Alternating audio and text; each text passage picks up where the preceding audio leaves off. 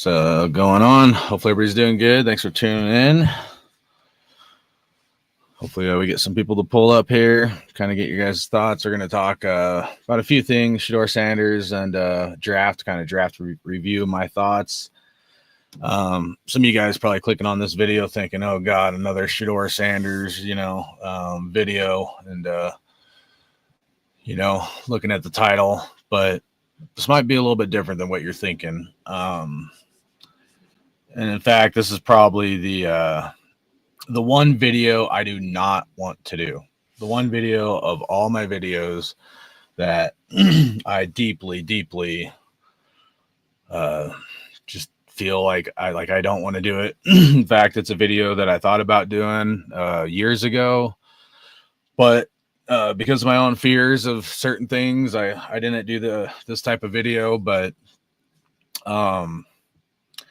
I feel that it's necessary at this point, thinking about Shedeur Sanders, thinking about some of my own life experiences. Recently went to Montana because my mom's not doing good. And to see my mom in that kind of condition kind of had a kind of weird impact on me thinking about life. I'm usually going 100 miles an hour. I don't get a lot of time to reflect on things sometimes, but in combination with that and seeing like my nephews I haven't seen or talked to in like 15 plus years, it kind of, it kind of hit me to the point where I guess one of the main topics of this conversation we're going to have today, besides the draft review will be at the end, but is just essentially honesty. I think we all have to be honest with ourselves, including myself, and, I'm pretty rough on the edges. I've got kind of a hardened heart because a lot of things have happened to me over the years. I don't want people to feel sorry for me or anything like that.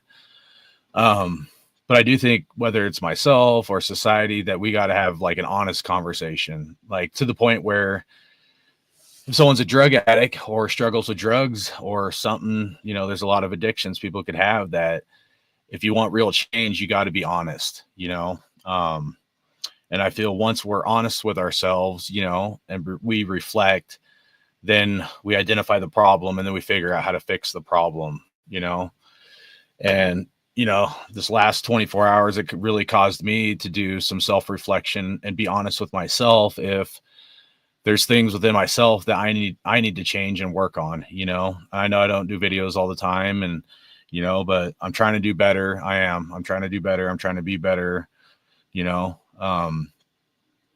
My dad, who wasn't the best dad, but when he was alive, one of the things that he tried to teach us was there's always like your truth, their truth, and then the truth is somewhere in the middle. And I think that's really important for us to evaluate ourselves in life and try to look at things. Sometimes I have some long-winded answers to things or topics. Some people like that, some people don't, but this is definitely going to be a video that I'm going to have some long-winded stuff to say on. And you got to stay with me because I'm going to try to share some of my own experiences with you guys to, like the way I look at life and this channel. If I could say something that can help just one person, right? Then it's worth it for me to stick my neck out there. Cause like I said, when I started, this is the one video I do not want to do. I really don't, guys. Like it's not, but we got to be honest with ourselves, and including me, of how I could be better, and that's something with this Shedeur Sanders thing that's really caused me to look at the speck in my own eye, if I'm being real with you guys, and honest about it. And, I think we all look through the glass, like dimly, like we all see through our own, like almost goggles of how we want to see and perceive things. And sometimes it's a product of our environment, of how we grew up, how we were raised, who we were like around. And I do know and understand that no man can wear another man's shoes, I truly believe that. But at the same time, I also feel that, maybe we're deceived at times and maybe see things how we want to see them instead of see things as they really are, you know? And I'm definitely guilty of that at times, more than I'd like to admit, you know? Sometimes I come off the handle and stuff, and I don't want to. I don't. I love the Raiders, you know, and that's it, you know, and our team has struggled. Um, Kind of look at the Browns franchise, kind of similar to the Raiders where they've struggled and stuff, but, you know, kind of talk about that at the end with Shedeur. But, you know, I guess if we're honest with ourselves and I look at this thing with Shedeur Sanders, it's like, you know, was it self-induced by him? You know, I've heard a few different kind of people talking about it, kind of, you know, got my brain thinking in some different directions. But, you know, at the end of it, I'm like, you know, maybe I'm not being fair. Maybe I'm not being fair to Shedeur, and maybe like, you know, how I was raised, or, you know, maybe I have a false sense of judgment against this guy, you know, which could be true. And it probably is, you know. So I'll say what's up to the chat real quick. And then, you know, I just want to say I appreciate everybody. Thanks for giving me a little bit of your time. Again, if I can help one person by some of the stuff I'm going to talk about, and these are uncomfortable topics, dude. This is very uncomfortable for me. And I'll be honest, I'm not skilled to talk about this stuff, but hopefully it can help just one person. If it can help more than that, then great. But, you know, I do want to dive into some stuff that, you know, honestly could get my channel canceled and get me canceled and stuff like that. But I think now is the time where I need to speak up and say some stuff, you know, and I just feel like it was put on my heart. So just bear with me, and some long-winded stuff we're going to talk about. Rock, what up? Hopefully you're doing good, big bro. Gabriel, man, hopefully you're doing good. Chaos Raiders, salute, big dog. Says stop by, hit the like button. Okay, just play back later. Appreciate that, D Menace, man. On 6, what up, what up? And if anybody else, you know, when you guys are in here, I know some people are probably busy and stuff. You know, there's some things I need to get off my chest, but then maybe after I kind of give some long-winded, you know, I'll try to make it maybe 20 minutes, try to keep it as short as I can. But if anybody else wants to pop in and say some stuff about this, I'm definitely more than willing to give everybody a voice and how they feel, and if they want to express some stuff on their own. You know, this is bigger than just Shedeur. It really is, guys. And I'll just kind of leave it at that for now. Raider Nation Drinking Club, salute. Hopefully you're doing good, big bro. He said this FNBS NFL effed up part is whoever the NFL executive has an issue with Deion Sanders never involved his kids in this mess, man. Yep. And that's why I got to have some long-winded answers, man. I really do. Because, you know, I probably trying to think of the best. I'm not the best with words sometimes. You know, like I said, I'm looking at the speck in my own eye. If there's something that I need to change within myself to be better. Okay, man. Jimmy Guns, salute, big bro. Love you, Jimmy Guns. Jimmy Guns going live later, doing some card auctions. So you guys make sure you're tuning to him if you could. The breaks. He said, I can't understand how the Raiders don't pick up Shedeur with having ties to Brady. Sean Ruffner, appreciate you, man. You guys hit the like, subscribe. I appreciate it. Like you know, I'll be honest with you guys, man. I'm going to talk about some stuff that's beyond just Raiders. This is, I'll tie it to the Raiders towards the end, but you know, I'm going to talk about some stuff and hopefully, you know, try to do the best I can, you know, with someone that's like probably should not be doing it, but I feel like somebody needs to speak up and say something. So Gabriel said, I'm doing well. Thanks for asking. He said, in your opinion, what grade do you give the Raiders draft picks? Which draft picks the Raiders do you like? I'm going to give that at the end, man. So I don't want to spoil it yet, but that is a great topic. I know some guys, I don't know if you were one of them, that called me yesterday when I was spending time with my son for his birthday. So whoever, you know, was hitting me up about that, I apologize, but maybe we could do it another time, you know, on whatever platform you guys want. So, all right. So the honesty thing, I'm like, I don't even know where to start. There's a lot of things I want to say about all this, dude. And, you know, it does tie into racism. It really does, you know. Let me just say, first of all, like, I was not growing up, you know, I've lived a lot of places, but like, I was not growing up to think that way, like to the point where we were little kids, dude. And my dad was abusive to us, to be honest with you guys. But like, you know, my brothers were laughing at a little person. I don't want to use the word midget because I know that's like offensive, so I don't mean it that way, but a little person. And my dad like literally drag both my brothers and like beat the fuck out of them for laughing at a little person, you know? So, like I grew up, some of my best friends were Hispanics, Indians, had some good black friends as well. But like, um, like just the way I was raised, like my dad wouldn't tolerate us like being racist or any of that. Like he would have literally like, I don't mean a spanking. I mean, he would have beat the fuck out of us, dude, and I'll try not to cuss too much. I'm sorry. I'm trying not to, go that route in this video. So, but I'm just being honest with you guys. Like that's how I was raised, but not everybody was raised that way, right? Not everybody has had different environments, lived in different areas where they're the minority, whatever color they might be, or the majority. And, I think Too Short said it best to some degree. It's like when, I love Too Short. I think he's one of the best rappers out there or back in the day, but, get in where you fit in, that song impacted me to a large degree because I think the way I look at life and different things is like, it's all like survival of the fittest, like if you think back in the caveman days, right?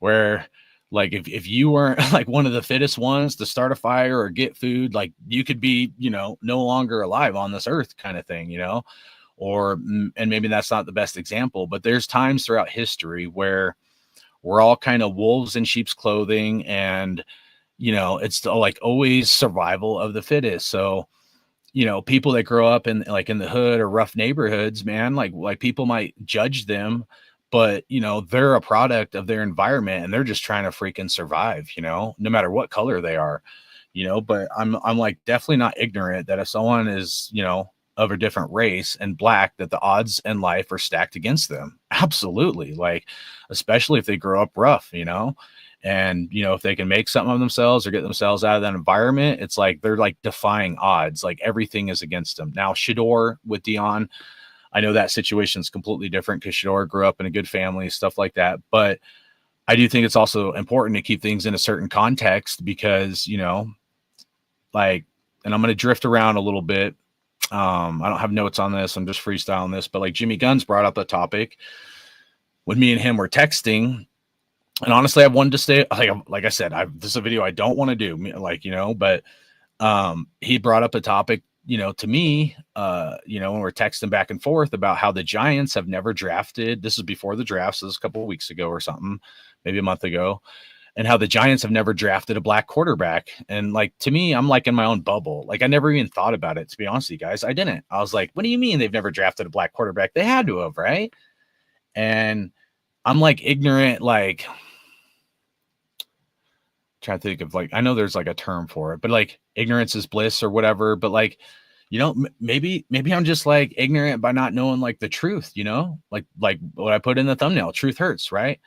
And Jimmy's like, yeah, they've never drafted a black quarterback, and then they've never even like, started a black quarterback, and the only black quarterback to play for like a few, like I think it was a couple quarters, I don't even think it was a full game, was Geno Smith, if I'm remembering correctly. And I never even thought about it. I'm like, and Jimmy's like, watch, dude. He's like, I'm telling you, the Giants, if I said the Jets earlier, I meant the Giants, New York Giants, sorry. But he said the New York Giants like have never drafted a quarterback that's black, and they've never, really played a black quarterback, and that they're going to draft Jackson Dart. And I was like, you're crazy, dude. I don't know if I buy that kind of thing. And not only was Jimmy correct, I mean, yeah, it wasn't like the third overall pick, but when the Giants traded up in the first round and drafted Jackson Dart, I'm just like, man, dude, maybe I'm just so focused on my own life and work and my own family that maybe I'm just like a moron at some of this stuff. And it's not to the point where like I know racism exists. I'm not that stupid, right? And I know there's racist people out there.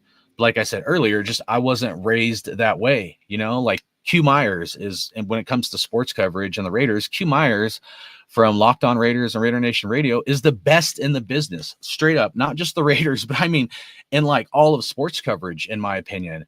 And, you can go back to my videos. Like I've been blessed enough to interview Q on this channel years ago, 2 different times.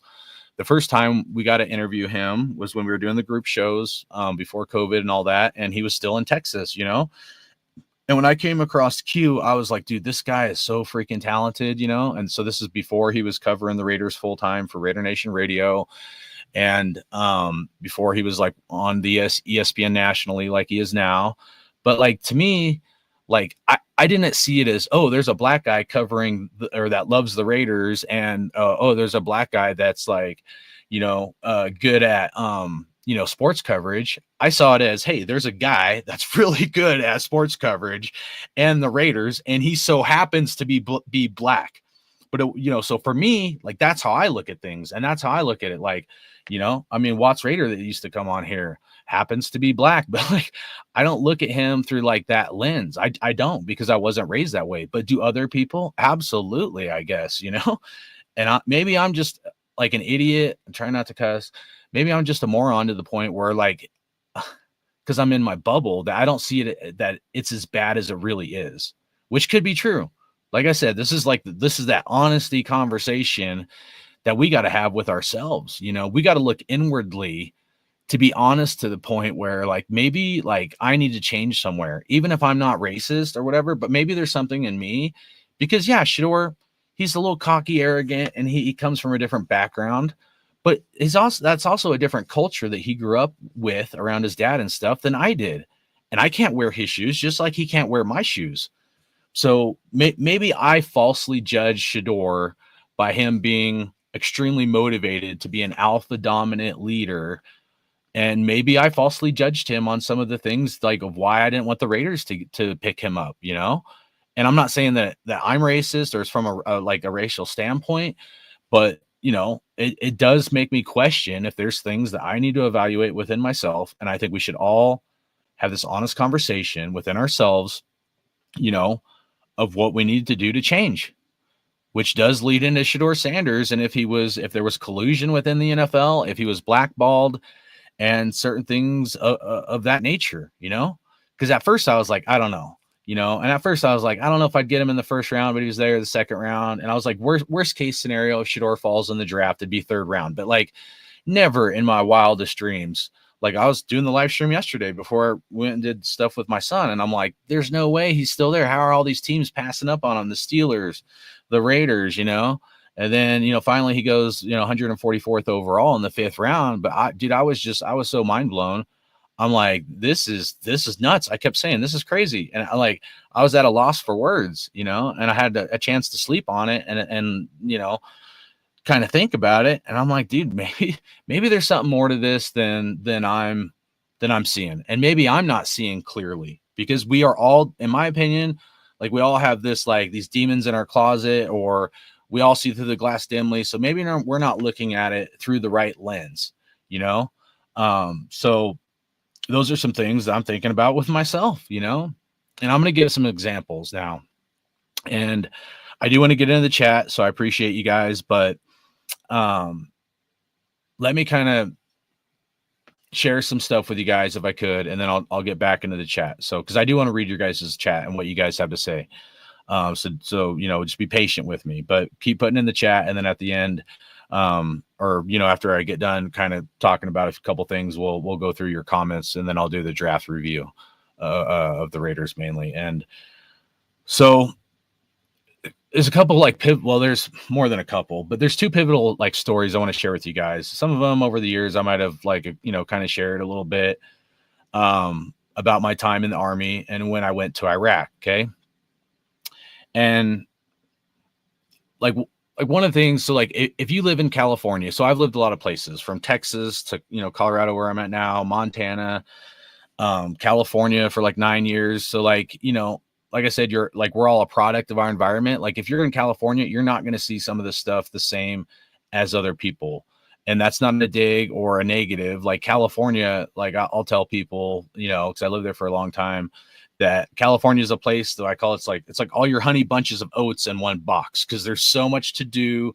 There's so much like different types of people, from black, white, Hispanic, Asian, India, Arab. Like there's so many, like it's such a diverse community in California that you may not see things like someone maybe from Texas or from Montana. Montana still has racist people there, guys, But like California, you're not going to see it because like you're in a different environment. So like you see all these different like types of people and the way that people kind of like connect with each other and stuff, you know. California, dude, you'll see whites, blacks hanging out with each other, you know. I'm not saying all the time, but like Hispanics, like, you know, you'll see them at a party or something and like it's all good, you know. But other places are different. They are, you know. And I'm not saying it's right. Don't get me wrong. I'm not saying this is right. I'm just kind of letting you know that there's places even in the United States where it's like two completely different worlds. And so before I share the story about Iraq, so I go in the army, you know, my early 20s, and you go to basic training and there's like 40, 45, 50 guys per platoon, right? And you get 50 guys all throughout the United States and all different races and backgrounds and different ways of how they like to joke, like from how they joke around to how they like conduct themselves in their everyday life. And you get everybody throughout the United States thrown into a group like that. There's fist fights, people like just like it's fucking crazy, dude. For at least the first like couple days to like couple weeks, and then people start getting kind of used to each other. But like, dude, people hate each other just from having personality clash. And then you throw in like race. And at one point there was probably kind of groups within the army. But the army, I think, did a good job before I went in, really putting away a lot of like those groups and racism and stuff like that, where now like they won't tolerate it. They will fucking, you know, uh you know, and you know, before even COVID and some of that stuff, but like, you know, they'll break your ass off, you know. But you know, the point is you get all these people with different backgrounds into one group, and it's like a free-for-all, dude. It's like a fucking nut show. It really was, dude. There was times where I'm just like, dude, because I was a little bit older. I joined at like 23 when I was in the army. I was like, dude, like what the fuck's wrong with all these people? You know.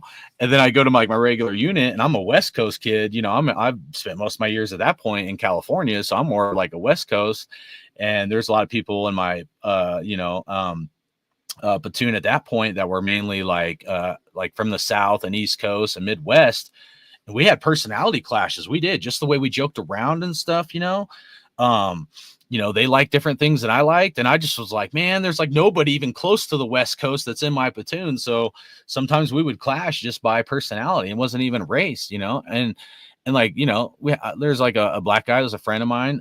His name was Beasley. And then there was like my one of my squad leaders. He was a black guy, you know, but I didn't look at them as like they're black. I really didn't, dude. Like, we're on the battlefield. You just want to know that dude has your back. And you understand that if something happens, you're going to do everything you can. Like if that guy was hurt, you're going to do everything you can to save him, you know, or a Hispanic guy or whatever, you know. So, because we all bleed red, dude. On the battlefield, your enemy don't care what race you are or anything like that. And, you know, so in the army, it showed me a lot of different things that, because I've always like kind of, I mean, I've lived like Texas and stuff, but for the most part of the United States, it's like West Coast over. And people from the Midwest can be brash, you know, like where like offensive brash to like piss me off. People from the East Coast, like, you know, people from New York, I always think are funny. They make me laugh. But like, you know, there's certain places where it's just like a personality clash, man, you know. And where like California, people are very open-minded, you know, like after I spent that many years, I joined the army, and there's a bunch of people that aren't open-minded like Californians. Because Californians, like I said, it's your honey bunches of oats. It's like, did you get all different kinds of stuff, dude, in one box, you know? But other places aren't like that. They aren't, you know? And that was a hard adjustment for me, because I was pretty like open-minded to a lot of different things, and other people aren't always the same way. So, two stories on Iraq, right? We go over to Iraq, do everything I can. And, you know, you can say what you want about the army and the war and all that. We shouldn't have been there. And I'm not going to go down that road. The one thing I'll tell you is two things before I share these stories with you. Whether or not the war was justified, probably not justified, but two things. One, Saddam Hussein was a very evil person. Okay. Because as soon as I start talking about Iraq, there's a lot of people that are going to try to cancel me or whatever. But Saddam Hussein was a very evil person. He was killing a lot of people. Now, obviously, we know there's some reports out there that the weapons of mass destruction were hidden or destroyed or something. I don't know on that, but Saddam Hussein was an evil person that needed to be taken off this earth, you know, just being honest with you guys, you know. And unfortunately, things did not work out the way that we wanted to, how we were trying to help those people. But the other thing is, I want you guys to know, we went over there, we did everything we could to help those people. We really fucking did, man. I went over there with an extremely positive attitude, being like, I'm going to show the Iraqi people that, you know, not all Americans are the same. And, you know, that, you know, we love these people and we're going to try to take care of them. I really bought into the Iraqi freedom and trying to, like, because that was the objective, and trying to help these people. And a lot of other Americans did too. It wasn't like we went over there, we're just going to kill everybody we can, even though I was infantry. Yeah, you're trained for that. But there's something called rules of engagement. You can't just start opening fire, dude. It was the rules of engagement were so strict to the point where you literally could not shoot somebody or at somebody unless you saw them with a rifle shooting at you. Let me repeat that. They had to have a rifle pointed at you and shooting at you before you could engage fire. At that point, if you could see them with a rifle and shooting at you, you're almost already dead. You couldn't just, you know, oh, gunfire, come for that building. Da, da, da, da. No, dude, it was not like that. So, because a lot of people get really twisted on some stuff that really fires me up about some of that. So, we go over there to Iraq. I have a positive attitude to help these people. And one of the first things is like, we're, you know, going to villages and trying to, you know, go to the sheiks of these villages and gain their trust and build a relationship for them. I mean, it was to the point where like we couldn't just like night raid a village. We had to get permission from the people like within that village that we're going to go there and stuff like that, to the point where the bad guys were already gone by the time we could even raid the village. So that part was kind of crazy to me, because they're all like, you go to a village and there'd be kids, there'd be wives, and no men in an entire village. They all disappeared, dude. It was crazy. And we'd have to, you know, sit outside these villages before we would go in to raid them, like a day, sometimes 2 days, you know, at least, you know, 12 hours sometimes. So, you know, ruins the element of surprise and stuff like that. So we go into these villages and these people are sleeping on dirt, dude, with like rugs on dirt, like, you know, these dirt huts and stuff like that. And there's these kids like playing around. Yeah, some of them have mattresses, but a lot of these people didn't even have a mattress to sleep on, dude. And these kids are like happy running around playing soccer sometimes. And I'm so puzzled at this point. I'm like, what the fuck? How are these people happy? And there's a point to this. Just listen closely, please. How are these people happy sleeping on a dirt floor? Like, honestly, like if you looked at yourself and you're like, I'm happy sleeping on a dirt floor. And I looked at these kids, it kind of broke my heart, man. And I'm like, why the fuck are these kids happy? Why are these people happy? Don't they know they're sleeping like on dirt, on a rug? Some don't even have blankets. And they were so poor. And, you know, you want to talk about poverty, you know, we think Americans have it bad. Good God, you guys have no fucking idea. It woke me the hell up.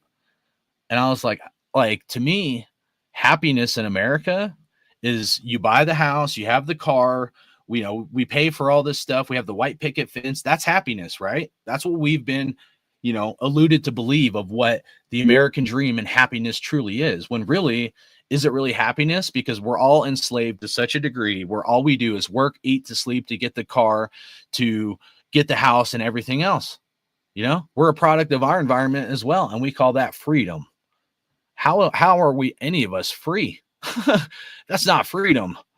These people over there are sleeping on dirt floors and they don't give a shit about the white picket fence or our freedom. And that was a tough pill for me to swallow, because I was like, dude, what the hell? How are these people not like happy? You know, and to us, happiness is to have the house and the car, but is any of it really happy? Like, you get all excited, you buy a new car, you're happy for the first couple weeks or the first month, couple months, and then the happiness fades away. And we're still empty inside, right? You're happy to get these new pair of shoes or something, or you go back to when you maybe were a kid and you get these presents on Christmas. You're happy for a day or two or a couple of weeks or month, and then the happiness fades away.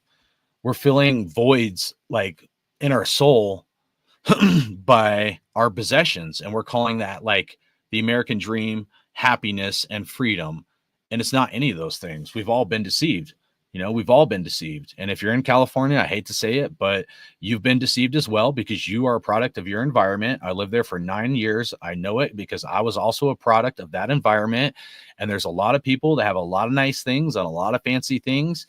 And it helps cause you to then be doing the same thing that everybody else is doing. You have the nice car or a car, you have the house, and you're working. All you're doing is working, and you're not free for anything to do all the free fun stuff, that you might be able to do. But yet there's a kid in Iraq kicking a soccer ball, sleeping on a dirt fucking rug that's happy and smiling. Meanwhile, he might have to worry about him getting blown up or his dad dying or his mom dying or something else, So a lot of us have been deceived. So that's the first thing I want to say about Iraq. And that woke me up to the point where I was like, holy fuck, man. It tripped me out. It changed my life. Ultimately changed my life, dude. Because I was deceived. And it caused me to reflect, especially after I got out of the army. Because when you're in there, like, you can't look at it too much. You just got to do your job, your mission, right? But when I got out, yeah, I thought about it a lot, And the other thing I'll share real quick. Again, these are long-winded. I apologize, but I think they're important context, guys. I really do.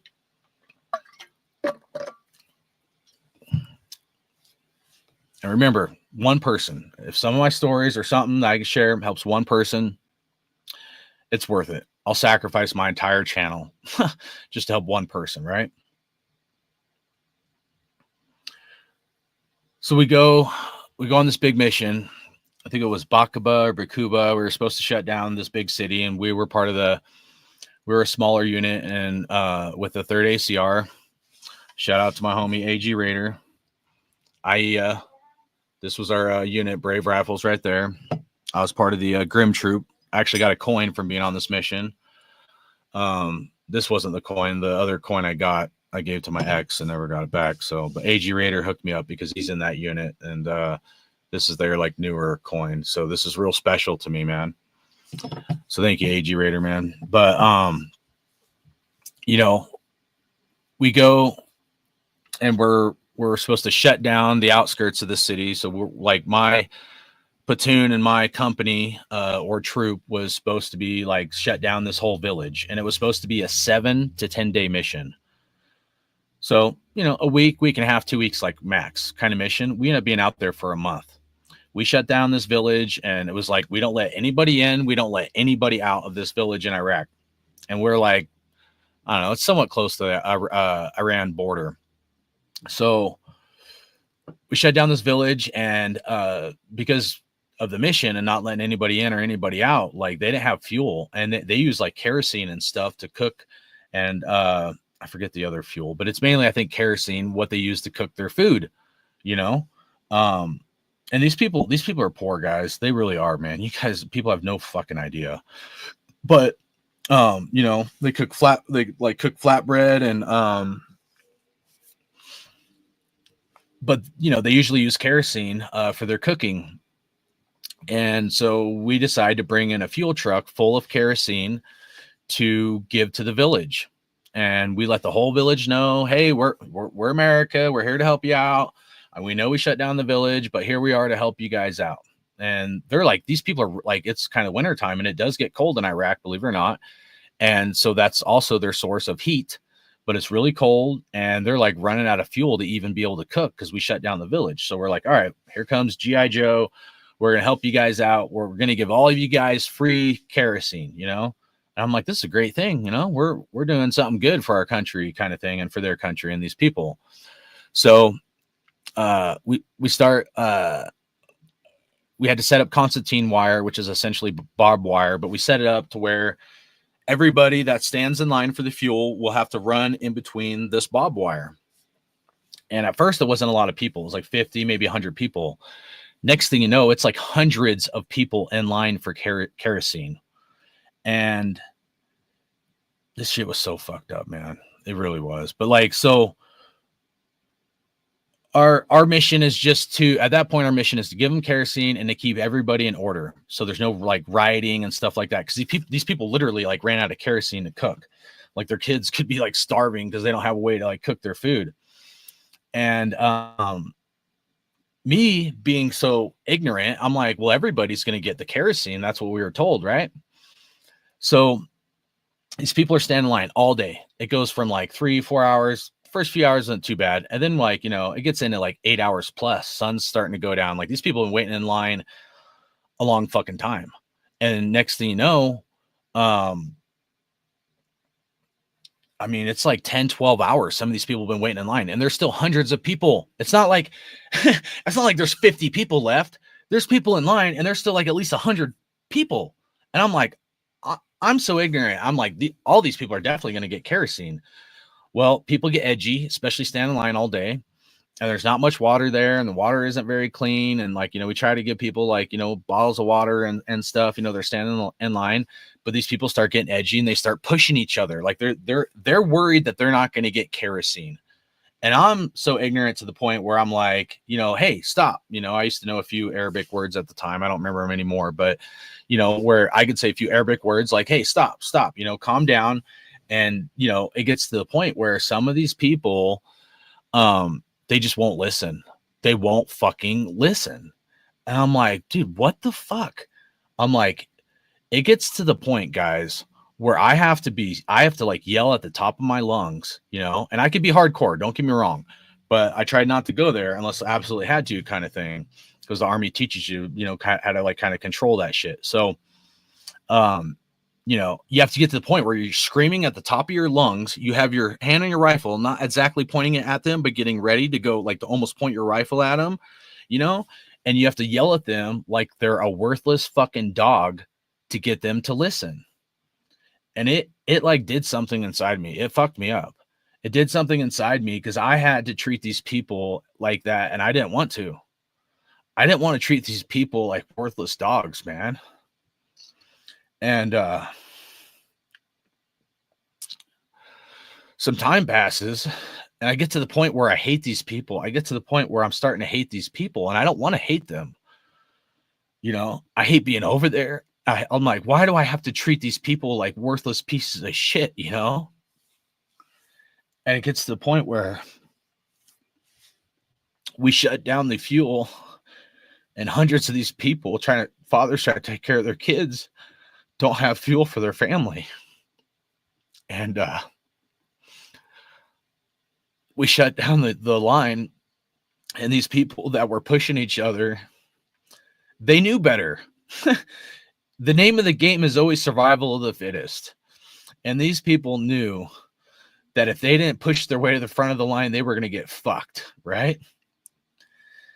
And I was so deceived to think that good was going to conquer evil, right? That, everything's going to be hunky-dory.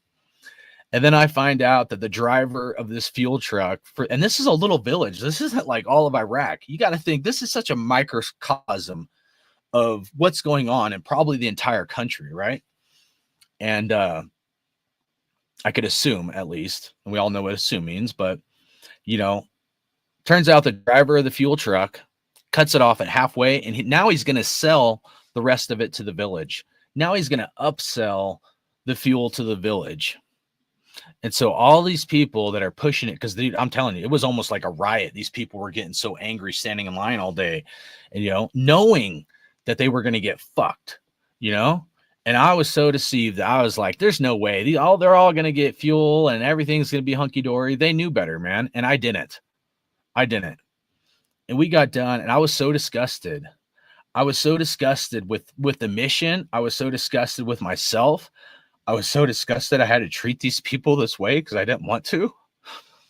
And because it really made me hate these people. And then it made me hate it made me hate myself. It made me hate being over there. It made me hate, like, what the fuck are we doing? Why are we even over here? Like we could have just had a small victory to win the hearts and minds of the Iraqi people. We didn't do shit. We just made more fucking enemies that's going to blow us up later on is what we fucking did. And I fucking hated it, man. I really did. And that story I shared with you guys was probably the one that I couldn't get over. I could not get over it. And I don't know why. And it took me a long time. It wasn't until I got out of the Army that I had to forgive myself, forgive those people. I didn't shoot anybody or anything like that. I didn't, but I definitely had to go somewhere within my soul that I didn't want to go,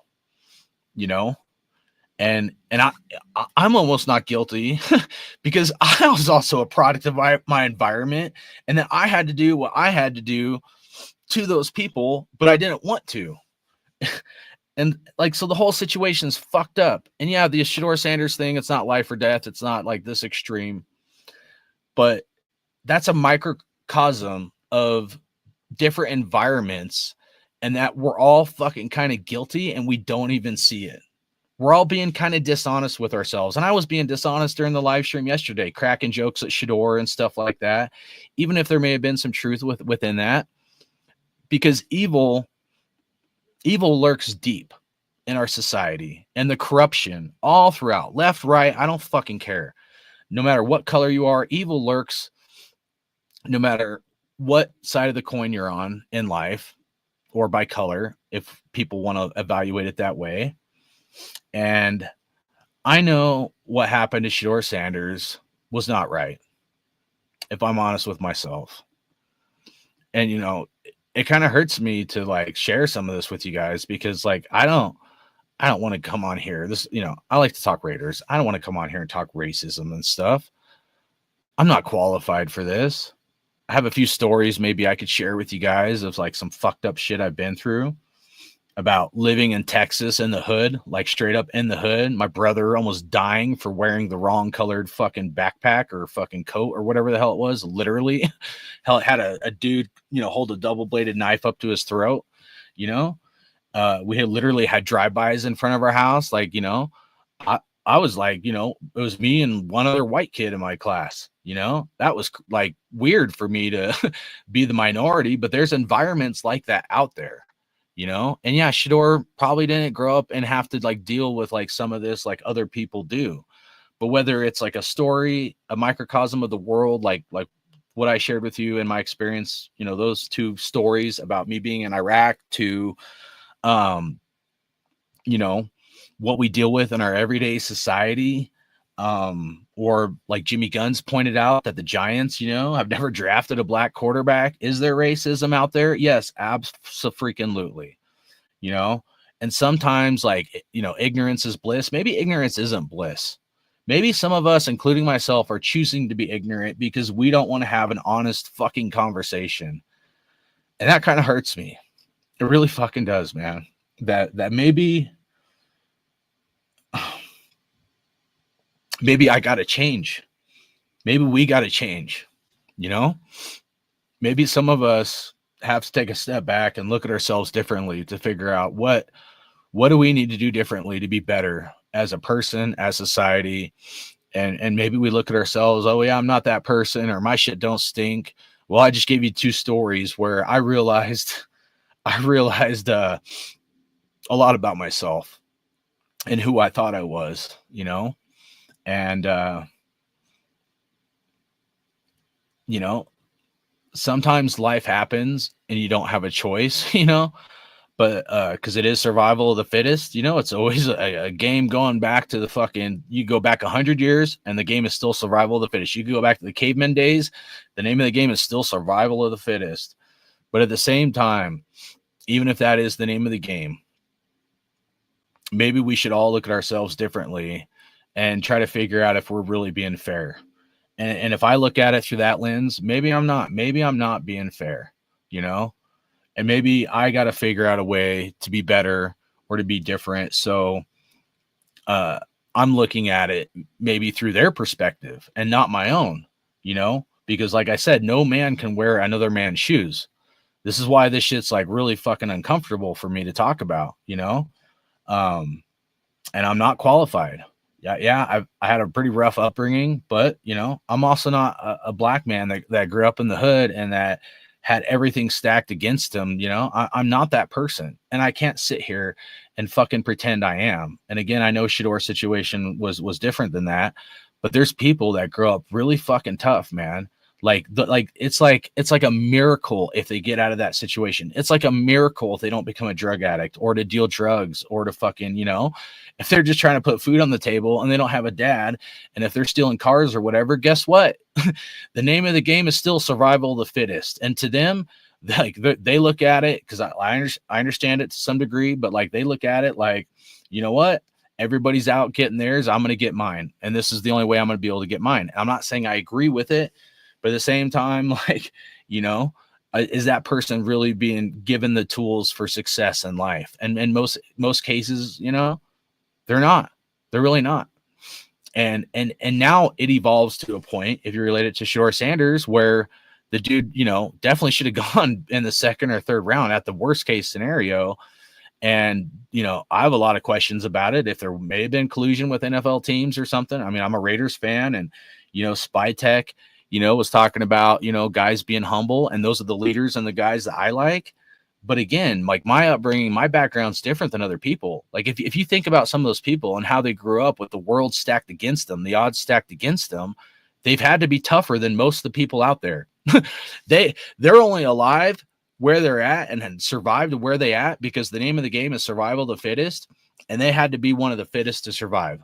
They had to have that cutthroat alpha dog mentality. They had to go to a dark place in their soul maybe at times to suck it up and drive on, just like when I was in the Army, or just like, you know, some of the stories I've shared throughout the years, and I just shared with you guys, that they've had to go to a place that maybe they didn't want to, but they had to be tougher than other people because things are stacked against them, you know?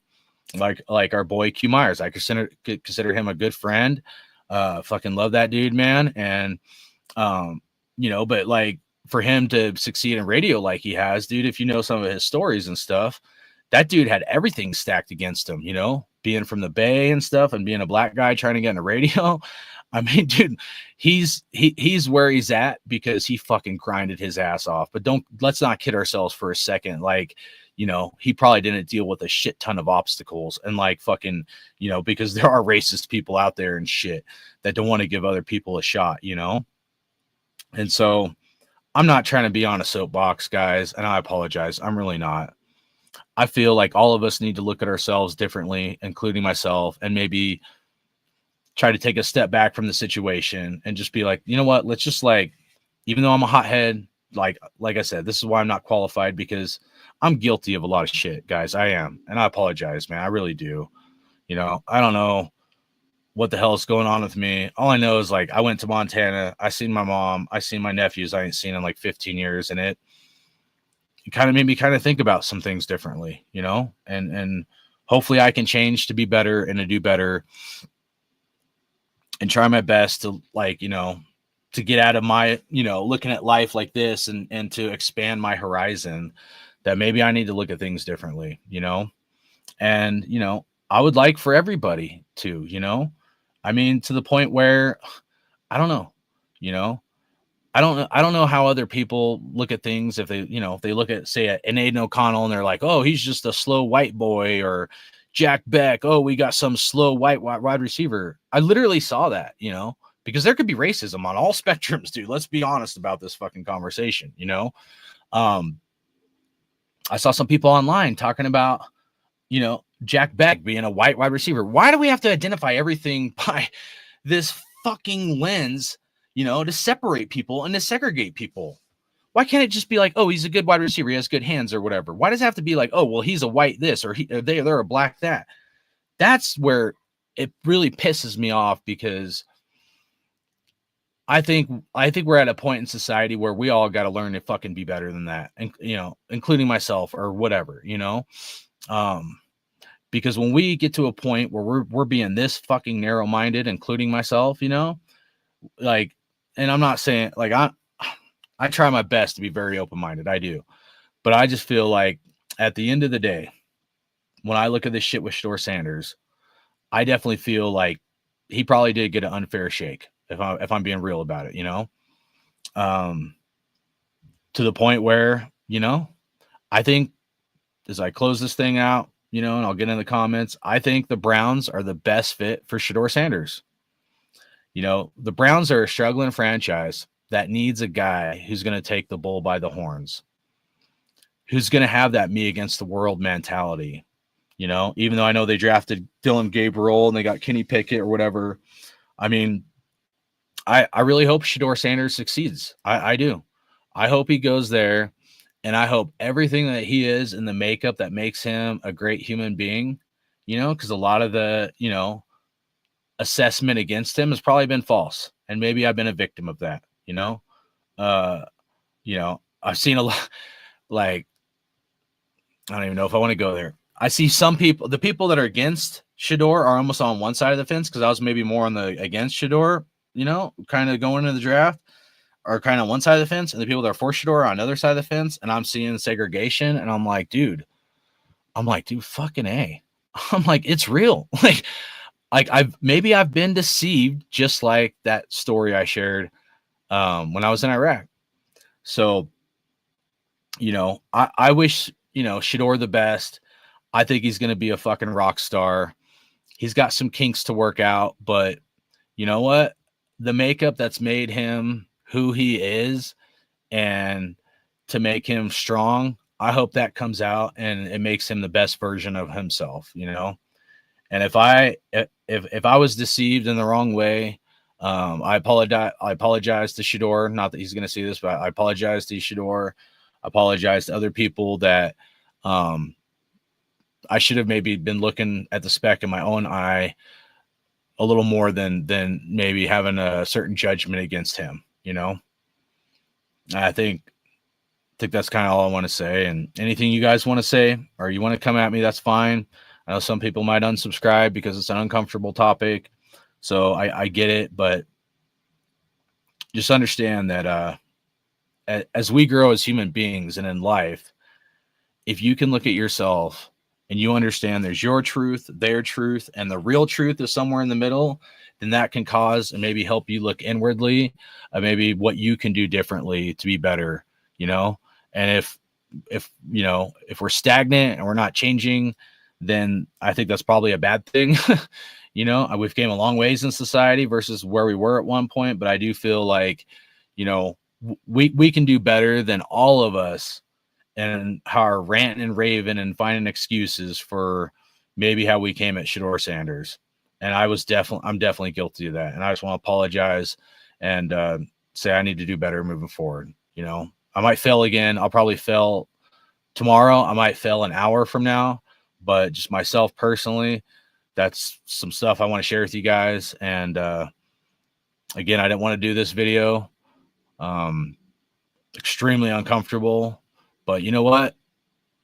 Maybe it's needed. Maybe we need to be uncomfortable, myself included, to look at things through a different lens, and try to put ourselves in another person's shoes. Even if we can never wear the shoes, just try to think about like if you were them and how you would feel.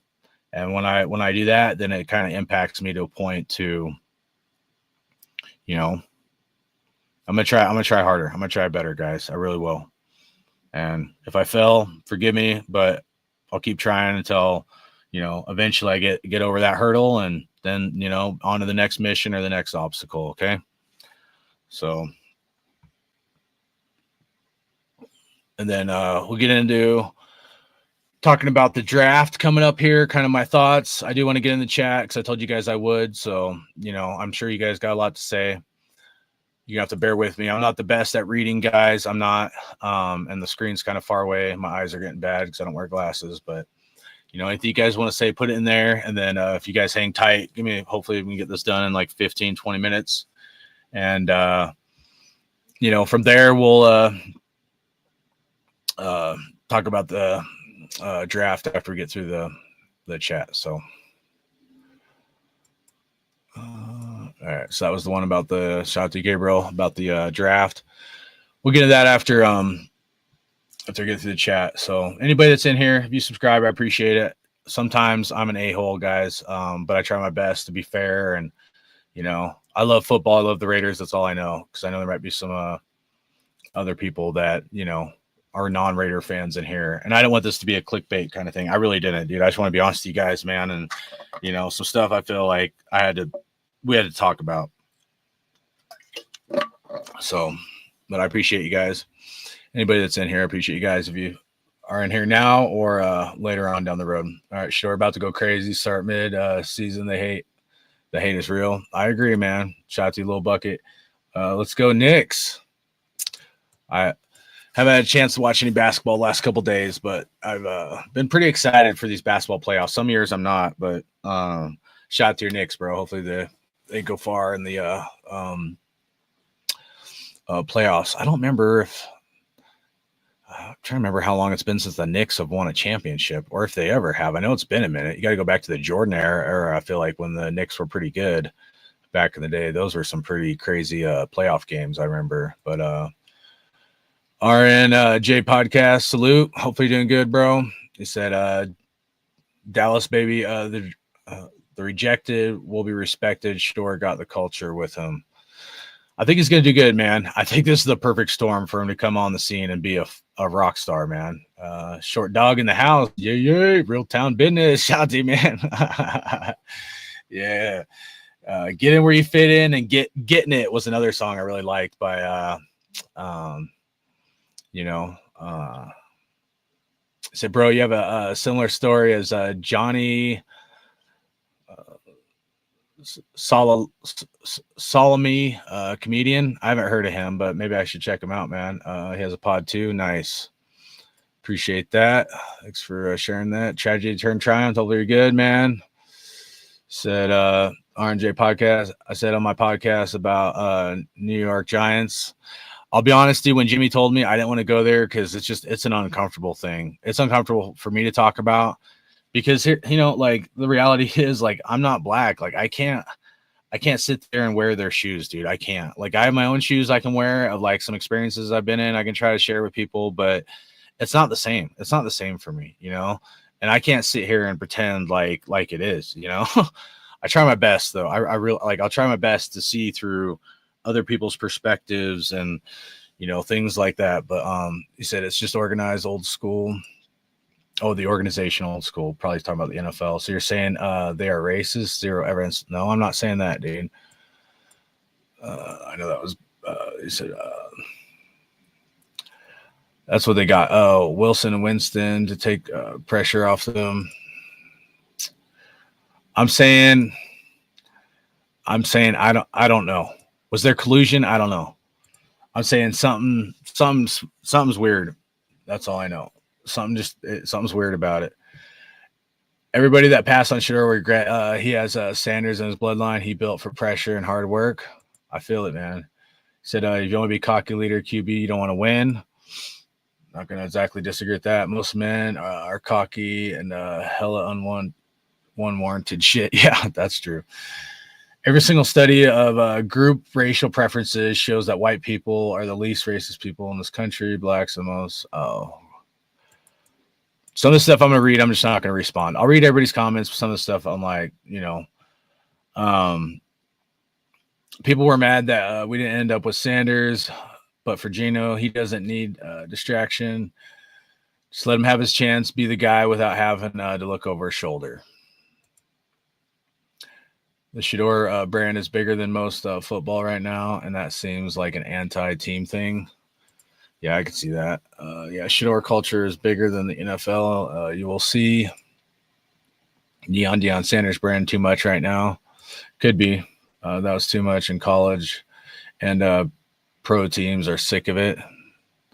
Well, I think the NFL wants to make money. If they can't make money off it, then it's not because he's black. Nobody bigger than the program. It was his dad trying to run whatever organization he could be part of the problem. His dad, I don't know if I should read all these.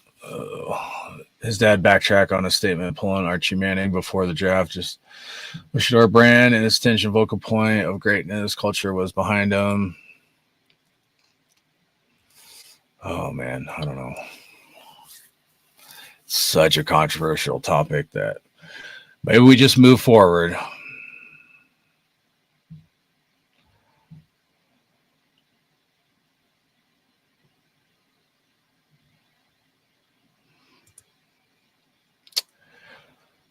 I'm going to try my best, guys. Just bear with me. Let's not overlook the fact as soon as both sons dropped Prime as their agent after day 2, they both somehow magically ended up getting picked up. So does Texas and California.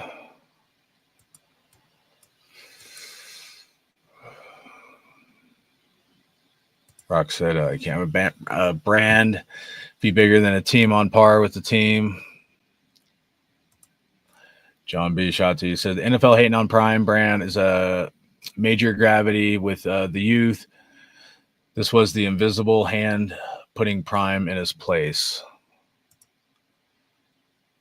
Store had a name brand, flop store brand for team.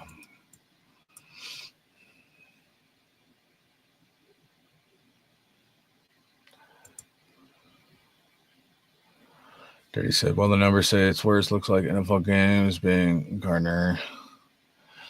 I'm not going to read that one. All right. This is exactly what it's about. Thrash, what up, big dog?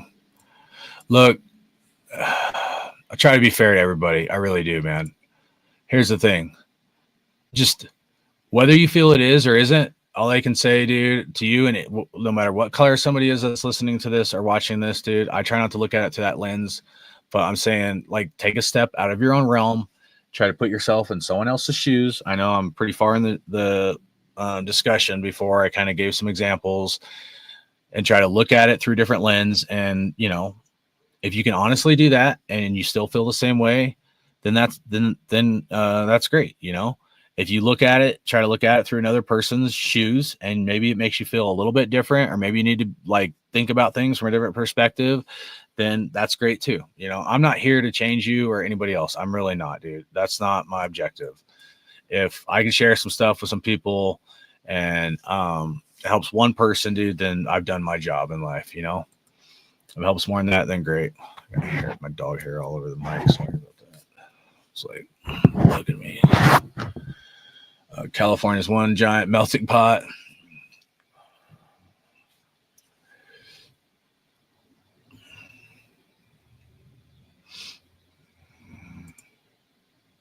We went for the oil, baby. Damn.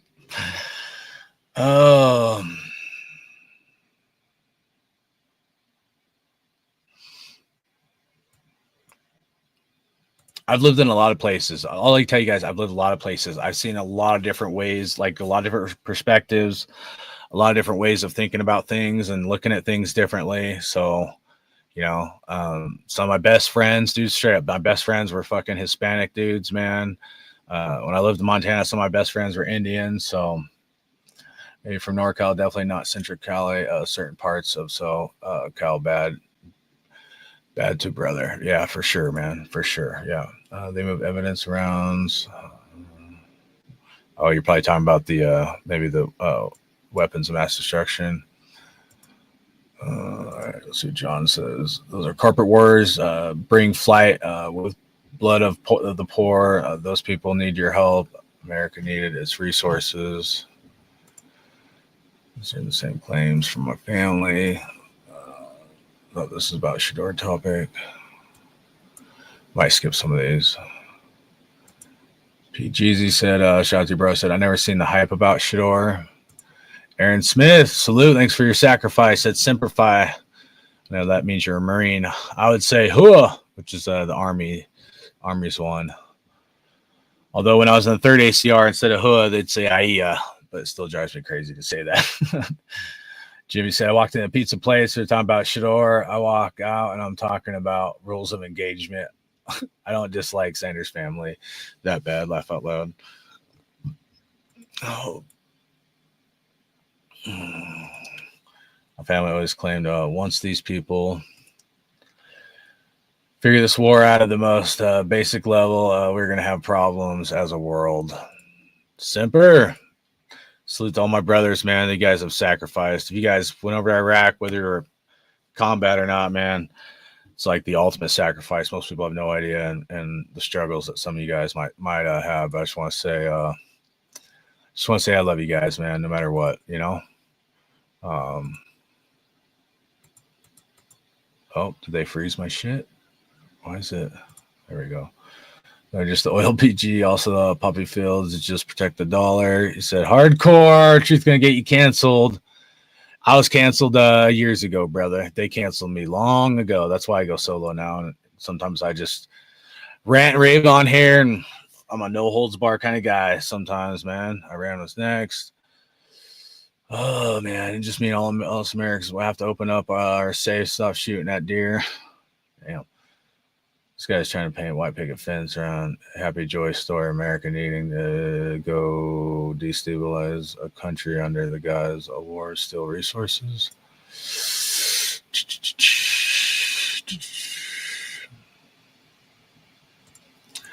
Toledo, shout out to bro, said Shedeur's best QB outside of Cam. Y'all just followers.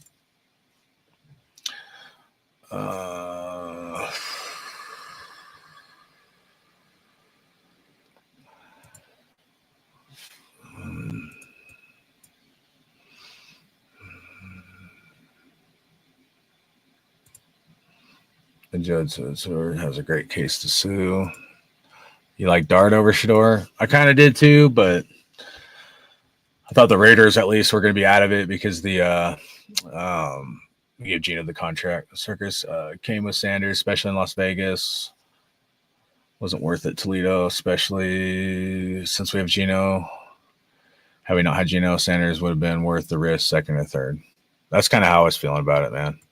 As far as Raiders and Gino Smith and Shedeur. NFL GM Scout disagree. If a slow guy holds on the ball too long against the 110th ranked defense in college, how would it do in the NFL?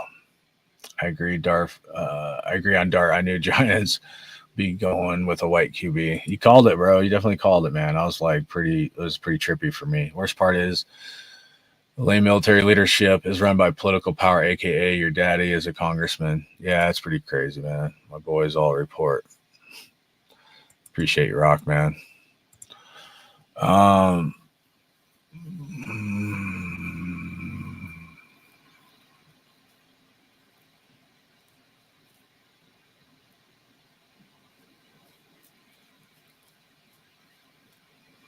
No, John B. No.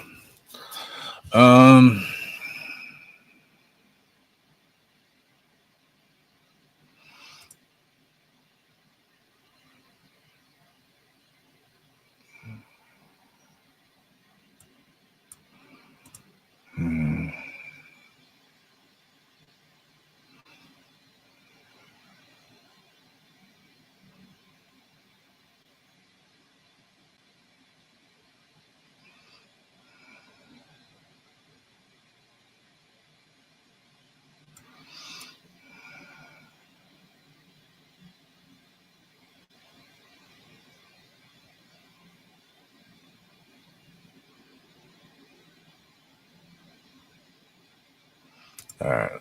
I'll read these two. So why guys make excuses about Gino? If Gino's so scared of a backup, I could test him or show him up, or it's better he's looking over his shoulder, then maybe Gino ain't it. Y'all some clowns with those same old car excuses, but for now, Gino, competition at number one position and the team is nothing but the best option for the team. No one should be comfortable. Who cares about the Giants? Skip Shedeur. All 32 teams did. Rebel Raider, what up? What up? John B said Sanders' kid was better than half the draft, and he has cleaner record than 75% of it. They did him dirty. Oh, man.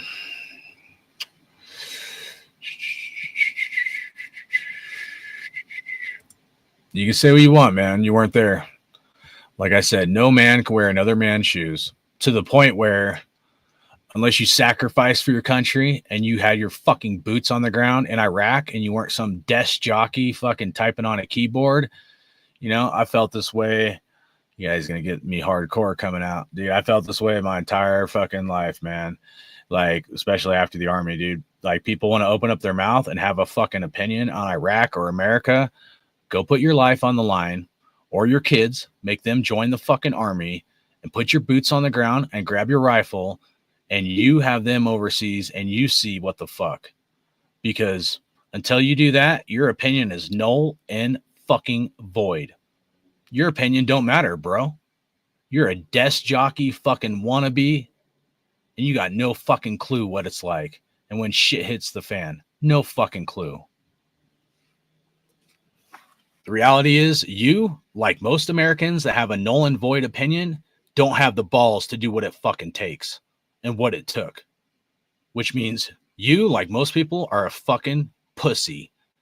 You didn't have the balls to serve your fucking country. That's a fact, Jack. Stick that in your fucking pipe and shove it up your ass. Man.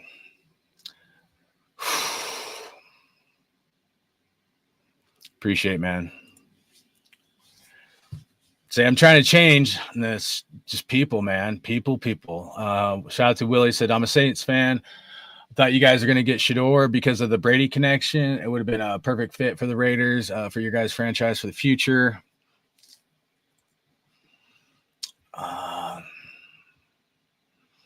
Bro, you guys got to understand, dude. We also lost 13 vehicles in 28 days from getting blown up. There's so many desk jockeys that are the biggest fucking pussies in the world that think they're fucking tough that, you know, I'm talking from all walks of life, people that think they're like hardcore gangsters and shit, dude. You put them in some of those environments that I was in and we were in, dude, we'll see what they fucking got, man. I'll tell you this. Most people have no clue. No fucking clue, man. They'd crumble like that little bitch on Saving Private Ryan crying on the fucking steps. They think they're fucking tough.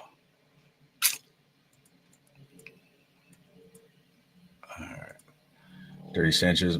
Maybe merit actually occurring, or maybe a white guilt is causing continuity discussion because not aligning with reality. Giants basically had a guy at QB going back to the 70s.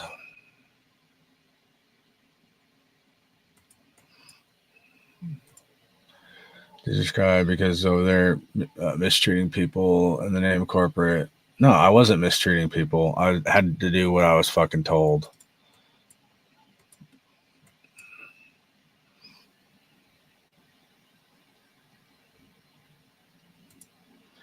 So now you over here on this dude's channel. Yeah, it's all good. I don't care, dude. I don't care, man. Collusion happens all the time in the NFL. They have to share money. This ain't my first rodeo, guys. Like, there's so many ignorant people and people in the world that just, they have no fucking clue, man. You know? And don't worry, I can shoulder it, dude. I can shoulder this shit all day long, dude. This is fucking nothing, dude. Nothing. I wouldn't push it as a miracle, just making smarter decisions, really. I have a channel, John. I think you're just talking about Raider Rebel. Willie said, good luck in your guys' season. You guys too, man. Sorry to hear about Derek Carr. I thought Saints were going to freaking get Shedeur. I was pretty surprised on that. Life crazy when your mom dies, bro. No one can relate to that. Hardest thing a person can do go through. Yeah, dude. I see my dad's brain guts in a field, bro. No, I don't know how anything could top that, man. Stephen A. latest video was spot on. If eyebrows are not raised on the draft, they are really raised now. NFL corporations. Dude, I think we all got to look at the glass, you know, through a different lens. That's all I'm saying. Some hater tactics. I appreciate that. Too many people, too many times wake up and see how they can be offended. Shout out to Jason's. Hopefully you're doing good, man. He sucks at clown swing. I'm pretty sure John B is probably 10-day bender. I'm like almost positive now. I'm like 98% sure that that's fucking 10-day bender, who I fucking blocked for after I gave him numerous fucking chances. I disagree. I don't think it's best fit, but at the time could turn into something good. Maybe are you talking about the Browns? Maybe not best fit. I just feel like, I don't know, coach to player, maybe not the best fit, but definitely it's like just with Shedeur, an organization that needs a guy to fucking lead them, you know? So you got a new subscriber, keeping it real, bud. All right, I appreciate that, John. I'm not trying to come at anybody. I don't know, dude. This chat's jumping around so much, dude. I'm so far behind. I don't know. I'll try my best, dude. This is such an uncomfortable topic, guys, and something that I am not the best at fucking, like, you know, I'm just trying, if I can make a small difference, you know, and I can share some stories, that's all that matters, guys. I mean, honestly, man. So I know a lot of us are going to disagree on a lot of different things. That's why it's extremely uncomfortable for me, and I did not want to do this video, man. That's why I said this is the hardest video I ever fucking had to do. Because I know it's going to set people off one direction or the other. Perfect setup for the Browns. Sanders is going to be a QB, good QB. He will. If he's set up for success, Sanders will be a really good QB in the NFL. Raiders had already learned that picking Sanders up for Pop Warner, passing yards, the same day, picked up, learned, lesson 90s. All right. Yes, tribalism, human condition, accept it because it's never changing. Only whites have a negative viewpoint of themselves according to racial preference and studies, and you're proving that. All right, man. Lobug said, we accept your apology. Welcome to the barbecue. They buried Shedeur on the Browns QB roster. Do you think Shedeur is going to be a starter? I mean, this is probably the best. I mean, you guys had a lot of good comments. That might be the best comment about Shedeur specifically, because that's interesting. I was thinking about that. You got 5 if you count Deshaun Watson. So they're probably going to get out of Deshaun Watson's contract after this year, right? You have they just signed Joe Flacco, and then they traded for Kenny Pickett. My opinion of Kenny Pickett was when he filled in for Jalen Hurts for like a game last year. I forget who the Eagles were playing, but he looked pretty good. And then Kenny Pickett got hurt, went out, and I think he came back in or something, but he looked actually surprisingly good. And I was extremely anti Kenny Pickett before that game. But Kenny Pickett kind of, I'm going to say like made me a believer, but definitely kind of opened my eyes that, hey, maybe there's something with this kid kind of thing, or he still has some potential. But he didn't do good on the Steelers, that's for sure. But so then they got Kenny Pickett, and then obviously Dylan Gabriel and Shedeur Sanders. So I doubt the Browns can put Deshaun. So that's 5 quarterbacks, right? They're not rolling with 5 quarterbacks. So then we got to think about how many quarterbacks are they going to roll with.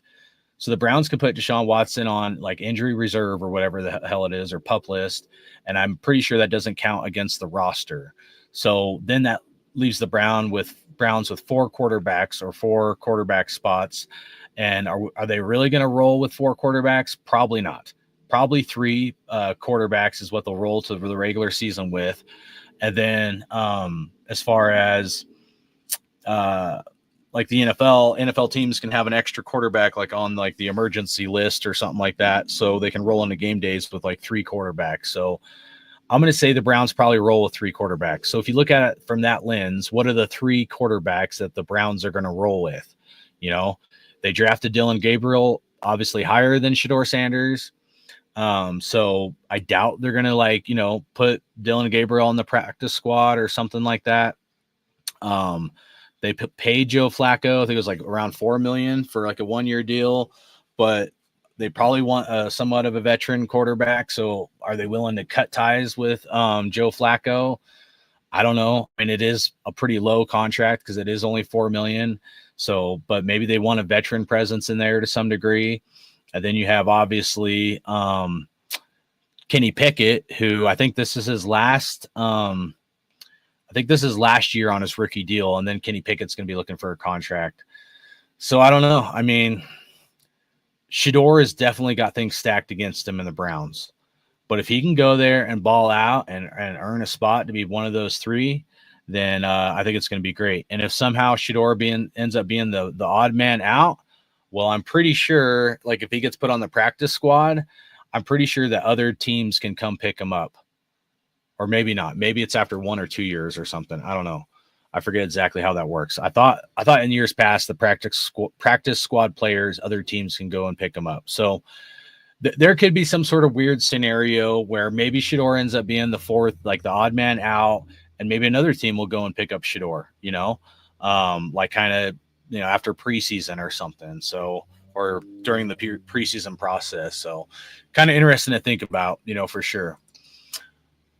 It said I wanted Genty in the 1st and Dart Sanders 2nd. I understand why Raiders didn't draft him though.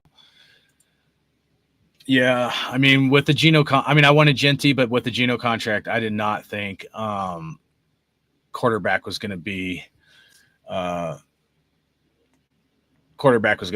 high on the list. Sanders will be a backup.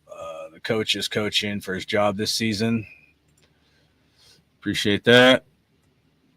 Seen a post that said there's agreement beyond the NFL owners not to pick up Sanders till a certain round, but Browns were not supposed to get him, and that explained Brown's reaction.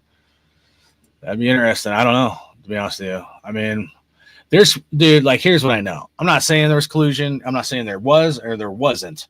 All I know is there's some funky stuff going on. Shedeur should have definitely gone before the 5th round, and I smell some bullshit or something just not smelling right, more than just he didn't do good during interviews, man. I can't buy that. And the one thing I know for sure in life is that evil lurks, and there's evil in a lot of different scenarios and situations. You guys give me a quick second. I gotta I'll be back in 30 seconds.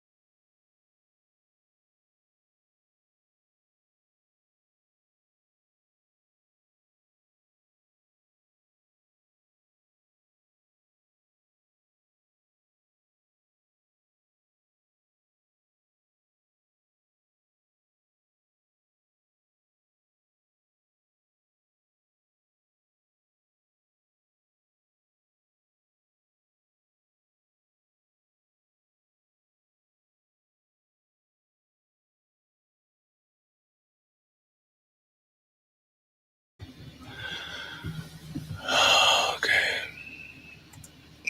All right, guys. Browns took the 144th pick. Sanders just a favor for I'm so see you sign recruits when jump on the portal. What? So I see you sign kids. I'm not exactly sure what you mean, bud.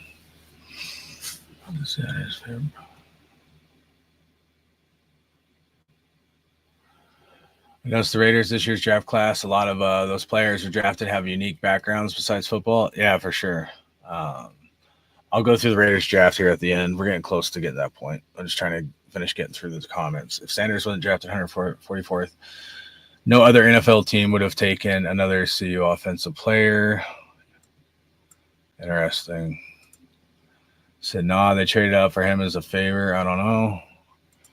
Interesting. Treon Beck, that's why I thought the Raiders wouldn't pick him, because people always bringing up race.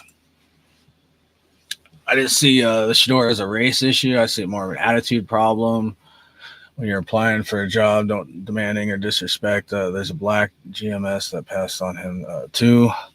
I don't know. I'll be honest. I thought about that way at first too. I did. And then as I thought about more, that's where I was like, maybe I need to look at this differently. And I think we should all be looking at it from a perspective of, even if you're in that camp, just maybe there's more than meets the eye. I don't know. Do you think Shedeur going to be a starter? I think he's going to be a starter somewhere. If he ends up being the 4th man out on the Browns, I think a team will pick him up. And eventually, I think Shedeur is going to end up being a stud. But he's got a long road ahead of him. He's got some stuff stacked against him for sure, But one team's going to get him, and I think, he's going to turn into being good, really good, and he'll be blessed. But he's probably going to have some uphill road to get there. But I think that'll make them even better. So Thornton, wide receiver, Tennessee, has a standout background, track and field. Cornerback Darian Porter from Iowa background, track and field. Both are 6'4", which is very rare to run a 4.3. Yeah. I think the cornerback Porter, I think, was 6'3", like just shy of 6'3", but yeah. The wide receiver was 6, I think 4 or whatever. Cleveland brought a bigger than the game. LeBron in a championship. Sanders ain't no LeBron, but just saying. I mean, I kind of felt that way too, but I don't know. 3rd grade reading level. Thanks, man. I also have my computer hooked up to my screen on my TV, and it's like fucking this far away, dude. So I'm like reading something like this far, like this big, like each letter is like that big, and it's like this far away. So I mean, I could go like this, and then be a little easier to see. But also, people's text a lot of times in here, people text like a 3rd grader.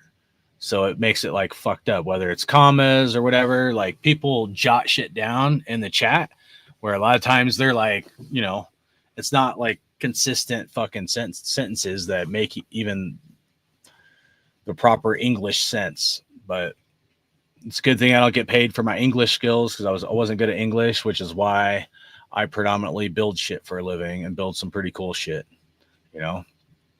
where desk jockeys might be good at reading shit, but can't build fucking, can't get their hands dirty for a day in their life. So people saying Black Jews passed on him and such collusion. Everyone is a slur. We're doing this and they doing it. It doesn't matter the hue. Prime didn't believe, or he would have bought plane tickets for Green Bay and sat down with Hunter in the green room. He knew this for months. That's why had a draft party planned for Texas. Could be. Offensive tackle Charles Grant has a Greco-Roman wrestling background. Oh, nice. Who trained with Team USA Wrestling in Colorado Springs. Nice, dude. That's actually pretty badass. I didn't know that. Thanks for sharing that, man. That should definitely help him excel, I think. If Tom Brady padded his passing yards every game in Michigan, he definitely would have been a day one, number one day draft day pick. See, like this, if you look at this, it says been a day one, number one draft day pick.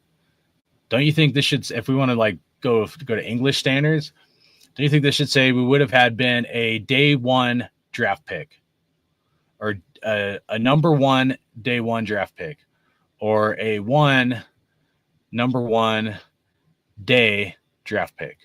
So like that's fucking backwards. So I got to read it and unfuck somebody's like fucking bad English.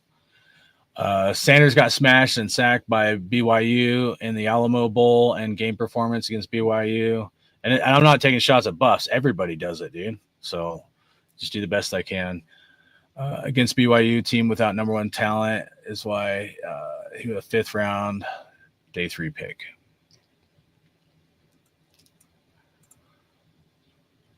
Yeah, he got drafted. Now he has to prove it. Sometimes the adversity is what is needed to bring out true talent. Wish him luck, and we move forward. If Brady Quinn's daddy padded his passing yards every game at Notre Dame, then what the fuck? Then he would have been a day 2, number 3 pick selection of the NFL. But 5th round, 144th pick is even lower than any other project. See, like that should be projection. See. NFL lame as fuck for allowing Sanders to be prank called like that. Something need to be done about it. No, that prank call thing was fucked up. I did see that, bro. I did see that. I mean, I was at a point where at first I didn't want to draft him, but as the draft came on, I was kind of surprised Raiders, didn't get him. We had multiple chances to. I'll kind of talk about a few things coming up here, kind of about some stuff. So we could have drafted him. I said, shout out to Maggie13, said, this is a indigenous people, land, country, right? He said, Morocco, I'm here for it. Appreciate that. Shout out to Chaos Raider. He said, all I can say about Shedeur is good luck in Cleveland. That's where quarterbacks crumble. Yeah, but maybe he'll break the curse, man. You know? So hardcore. I said, I thank you. Thanks for your take and message. I appreciate you too, man. This is really, like I said, uncomfortable, man. Browns never has this fit for no QB. If they can if Shedeur can make the team, which I think he should be able to, but if they give him a fair shot and he makes the team and they set him up for success, Shedeur might end up being really good for the Browns, guys. I know everybody's cracking jokes about past quarterbacks, but he's not your average quarterback. This guy is a lot more mentally strong than Baker Mayfield. Baker Mayfield was cocky, but I mean, what did Baker Mayfield do for the fucking Browns? Nothing. Baker Mayfield was more talk than he was fucking action, dude. Same with Johnny Manziel, a lot of these guys. And maybe you could look at Shedeur in that kind of same perspective, but I think all the shit that's happened to Shedeur, it's going to light a fire under him. And we could see him end up doing way better than he even did in Colorado. So sometimes having the right quarterback for your team can turn your whole team around. Yeah, facts. That's what I'm saying. Pickett was decent at Steelers, but he just didn't perform under the right system. With the right system, I think he could be successful, but I just don't think it's promising of the Browns. I don't know that Kenny Pickett's like, I don't know. I don't follow the Browns close enough to know what their philosophy is and their coaching like staff and their offensive coordinator. I don't know that, the coaching staff is the best fit for Kenny Pickett there. So maybe Kenny Pickett ends up being the odd man out or something. I don't know. Brand's going to end up turning into Johnny Manziel 2.0 if they don't coach him right. Yeah, I mean, unless they get rid of that coaching staff, and then maybe they'll bring on Dion, and Dion will bring on the right coaches or something. I really looked for the NFL. Said, give me the time video. Oh, man.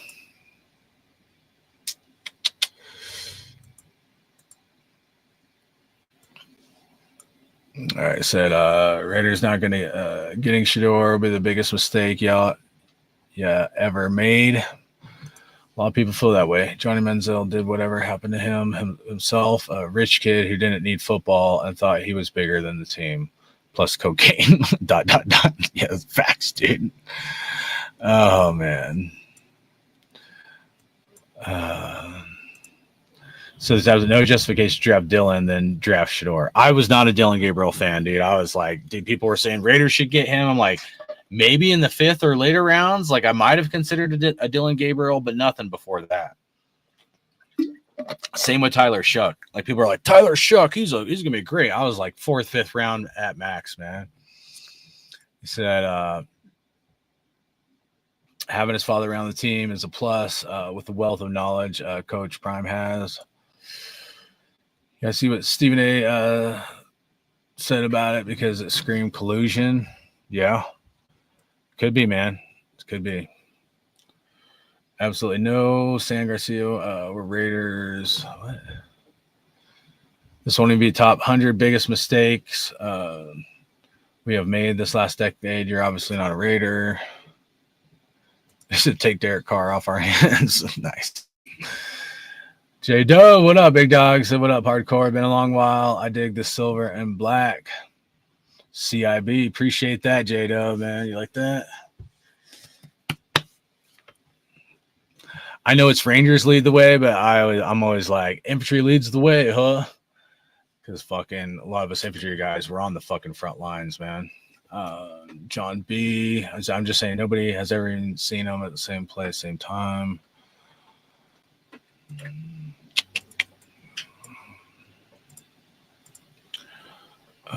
It can go one or two ways with Shedeur at the Browns. He has confidence and makes it worth what? Makes it work. 2, they break his confidence, similar to what we've seen with Bryce Young. And let's not forget, like, how horrible that, like, because someone said something, I don't know if it's true, but if it was true that all 32 teams were going to pass on Shedeur and the Browns ended up like going against the NFL, I mean, the Browns were the ones that gave Deshaun Watson like the worst contract in NFL history. So the Browns are probably already on the NFL and Roger Goodell's like crap list or whatever, because all the money they've had to pay Deshaun Watson and it not work out, And so at this point, the Browns, like, they're in a precarious situation where they got to find somebody to lead that organization from the quarterback position. In my opinion, when I look at leaders and like what the Browns need, I think Shedeur is actually, as far as personality and some of that stuff, I think that's the perfect kind of personality that they need. They need an alpha male at the quarterback position that doesn't just talk the talk, but also walks the walk. So that's going to be the other missing factor in this, or to be determined. And if Shedeur can walk the walk, then they might have just got the steal of like the draft, kind of thing, or like steal of like last 20 years of drafts or something to get a guy like Shedeur in the 5th round.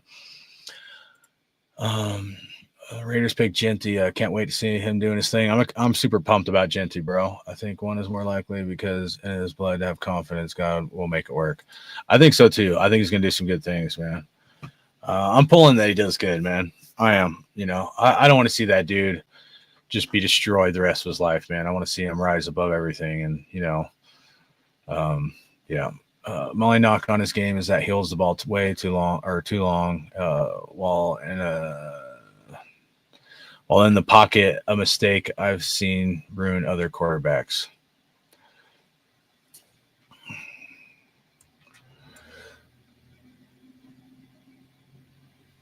Nothing wrong with how you text. Look at the last text, dude. I could pick all you guys. I'm like the worst at English, and like I could pick this one apart. Look at this. My only knock on his game is he holds on to the ball too long while in the pocket. A mistake I've seen ruin other quarterbacks. This should be too long while in the pocket, period. And then it should be like, this is a big mistake I've seen ruin other quarterbacks. You guys be making me look like fucking hooked on phonics and shit, bro. Dave Butt said, wow. Oh, bro. Alfredo said, after this week, I respect Shedeur. I did too, man. I hope the best for him, man. I hope this kid has a great career. I did too, dude. He's gotten, at first I thought the hate was kind of somewhat, maybe he's a little too cocky or whatever. Then I got to the point where I'm like, dude, I just hope this guy fucking, proves all the haters wrong. Who leaked his number, dude? That's what I'm wondering. I saw that. I'm like, if he said, I heard Shedeur say something that he like, only gave general managers his number. So did we have, that's another great comment. Did we actually have the potential of a general manager of an NFL football team leak the number to Shedeur Sanders to his son, and then his son leaked the number to some random kid in college or something, and it, not to mention it was like a white kid. It looks really bad, dude. The whole thing just smells like fuckery, dude, Brady sabotaged his stock following. I'll never forgive him or this organization. Fuck the NFL. Brady, Mark Davis, Pete, spy suck. Shout out to you, Lake Show, Raider, man. I'm sorry, bro. I am, man. I know a lot of people wanted Shedeur, and I don't know, man. I thought I didn't think it was funny, dude. I was pretty surprised actually, because you got to think who gave the number up, bro. If it's the general manager that gave the number up, like if what Shedeur said was accurate, that nobody had the number for Shedeur and they leaked the number to like somebody else, somebody's doing some fuckery shit, bro. That like, to me, like, you might look at it first as funny, but if you think about it, you put yourself in his shoes, dude, like that's actually really fucked up, man. And don't get me wrong, I'm a guy for a good prank or a good joke, but as I thought about it and I tried to put myself in his shoes, that was probably one of the lines in the sand for me where I was like, nah, dude, this guy's getting, this ain't right. So that's just kind of where I'm at. Teams were afraid of him because he literally only had one coach his whole career. His dad, most players go to college, play, but has their own man and grow up without his parents. I mean, I hear that. I've thought about that too, and I felt that way. He's gonna grow up real quick, just like guys that join the army at age 18. I literally seen dudes not be able to fold their own laundry at age fucking like 18, bro. 18, 19, like grown men that can't fold their own laundry. They learn how to grow up real fucking quick. So I don't think that's gonna be a problem. Either he is or isn't. If he isn't, he won't be in the NFL, and if he does, then he's gonna step up to the plate. So Watson has had a disappointing NFL career. after his success at Clemson, but it's nothing new. We see successful guys in the college football not be great in the NFL. People be cruel prank. Yeah, dude, I wasn't hyped up on that prank, dude. At first, when I first saw it, I was like kind of smirked, and then I was like, as I thought about it more, I'm just like, nah, this ain't right, you know. Jackina, salute, man. Hope you're doing good. Ain't seen you in a minute. All 32 owners plan this. They didn't draft any Colorado players until the 5th round, besides Travis Hunter, just to show the Sanders that they are not the Manning. It's petty. Could be a man. Could be a dude. I think many need to read Dion's book because it explains why they have confidence. He said, I know God's got me. Why should I not be confident? Bars. Nice. You remember that back in the day, Dion did a rap. Don't remember if it was a song or if it was like a whole album, but yeah, Dion back when he played, he was like, did like a little music thing. It was kind of funny.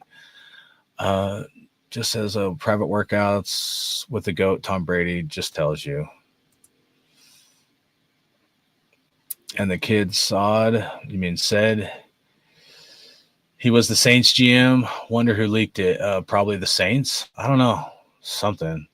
Yeah, said. It's trippy, bro. It really is.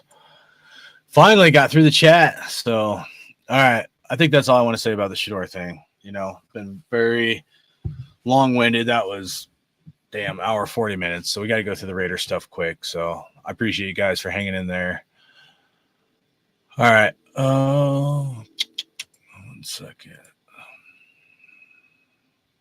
Moving forward, I wish Shedeur all the best, man. So, all right. So here's how I'm going to do it. Thought about doing this a couple different ways to go through the Raiders draft picks. I'm just going to kind of scroll through until we picked, you know, that way it kind of helps me see kind of the whole picture. Okay. So I'll kind of try my best to kind of like, you know, like paint a picture or something or tell a story going into this. So first round, obviously, the Jaguars traded with the Browns. That was kind of at a point where at first I was kind of concerned, and then I was like, dude, maybe once I seen that the Jags got Travis Hunter, I was like so happy, you know. Well, like as soon as the trade happened, I was like, oh shit, they're probably not trading up to get Genty. That's too high of a trade up. So then I was like, oh, dude, that might give us a chance for Genty because I was kind of worried the Jags might get him or something. And then a little worried right here when the Patriots got Ashton Genty. Was kind of 50-50 if the Browns might try to get Genty because the Browns got rid of Nick Chubb or whatever, and with Chubb's injuries. So, anyways, Raiders pick up Genty. I go crazy. That's who I wanted the Raiders to get, you know. And then going in the first round, I don't know if there's anybody else you guys wanted to like kind of look at that you were like, oh, I wanted the Raiders to get him. Obviously, McMillan. Wide receiver went to the Panthers. That's probably a good setup for Bryce Young to have a tall wide receiver he can just throw the ball up to. Tyler Booker goes to the Cowboys, offensive guard. You know, there's some offensive linemen in here. Some people may have like been looking at or wanting. That cornerback, pretty good cornerback, goes to the Broncos. Chargers get Amari and Hampton, probably second best running back, really good running back for the Chargers. That's probably going to help them quite a bit. Then obviously the Giants trade up to get Jackson Dart. So that's where Jimmy Guns hit the nail on the head. I was pretty surprised. I was like, damn. So, you know, that kind of was the mind-blowing thing right there when the Giants got Jackson Dart. And then Josh Simmons got the Ohio State offensive tackle for the Chiefs. So, you know, which is, you know, probably going to help the Chiefs do good next year because they have an issue or they have concerns at the offensive line, especially after last Super Bowl. All right, we're going to round two. Round two happens. I had said in my live stream that I wanted Jack Beck, but I also said I thought that he was a little too high of a draft pick in the second round, but I didn't think he'd last till the third round. And then the Raiders did something that I didn't see coming. They trade back with the Dolphins right here. The Raiders had gotten, I took a picture of that one. Let me see. All right. So the Dolphins had got our 5th round pick. We do a pick swap for their 2nd round pick. And then we also got the Dolphins 3rd round and 4th round pick. So that helped us. We moved back. I think it was to pick 48. So we go from pick 37 to pick 48.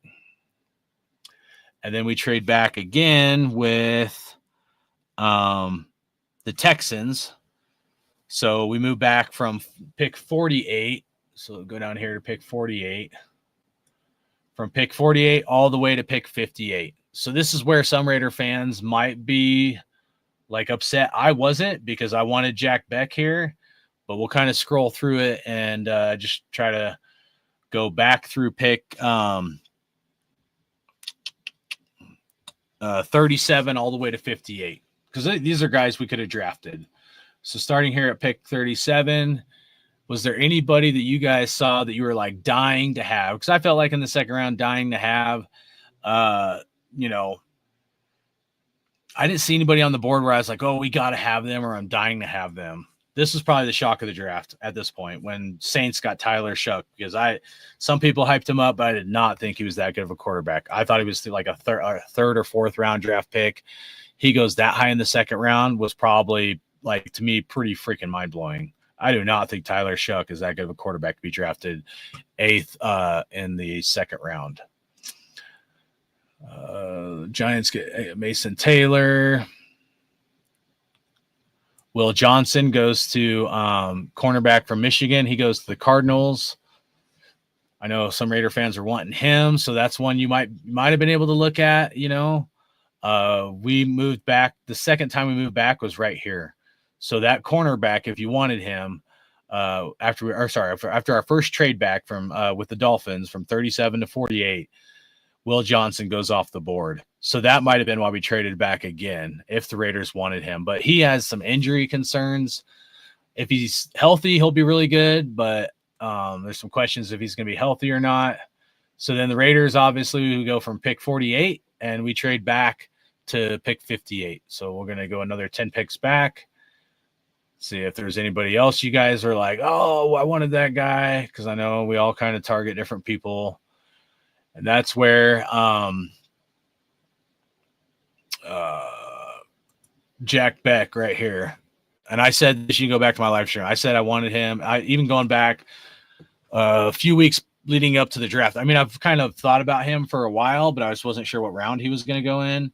But you know, that's where I was like, man, I'd love to have this guy. And you know, I've said this for the last couple of weeks, like 2nd, maybe 3rd round. But 6'1", 215. I was literally reading this on the live stream, and as I read it, I'm like, it doesn't say anything about how good he is at blocking for running backs, you know?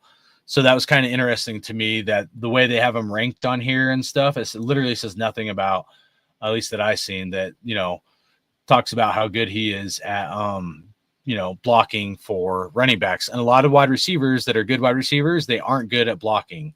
Some of them won't even try to block. It's ridiculous how terrible they are. So I was pretty pumped when we got Jack Beck. I was like one of the few people, if not the only one of the few Raider fans that was like, you know, wanted that guy. So of course I'm pumped we got him, but I'm also pumped that we traded back 2 times, you know, and we were still able to get him. So again, from the Dolphins, we got a 3rd and 4th round draft pick, and then we get another 3rd round, an additional 3rd round from trading with the Texans. So to me, that's like a home run. I'm like super excited at this point. I know some Raider fans didn't want us to trade back, but me, I was pretty excited. All right, so then we'll get in a 3rd round. So at this point, now we got 3 3rd round draft picks, okay? And so to me, both those are like you know, like where we got them. I'm going to say I'll give Beck like an A- draft pick, and then I'll give Ashton Genty A+. So at this point, like we're at least like a solid A in the draft, in my opinion. Okay.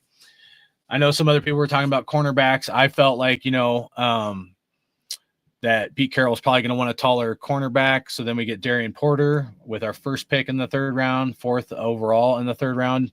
And this is a taller guy. Like I was like saying, as we were leading up into that, he's probably going to want these taller cornerbacks. So Just kind of talks about, how he blocked 4 punts and 1 field goal attempt, and then 4.3. He's 6'3". I think he's shorter than that. I think he's like 6'2" or 6'2.5", but 6'3", 195.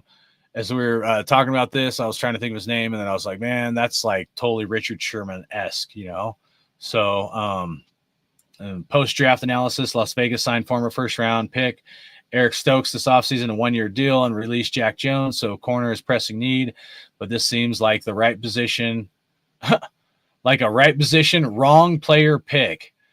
Chauvin, Ravel Jr. and Thomas are still on the board, and it would have been better options here. That said, Porter has the tools to be one of the best in this class if he realizes awesome potential. So I don't know. This is where some of these guys and their draft opinions, like a lot of it's going to come down to coaching and scheme, in my opinion. So that guy's opinion to me is like whatever, So all right, though, then we go down to our next 2 picks coming up here. Are they 90 and 98 or 98, 99, I think?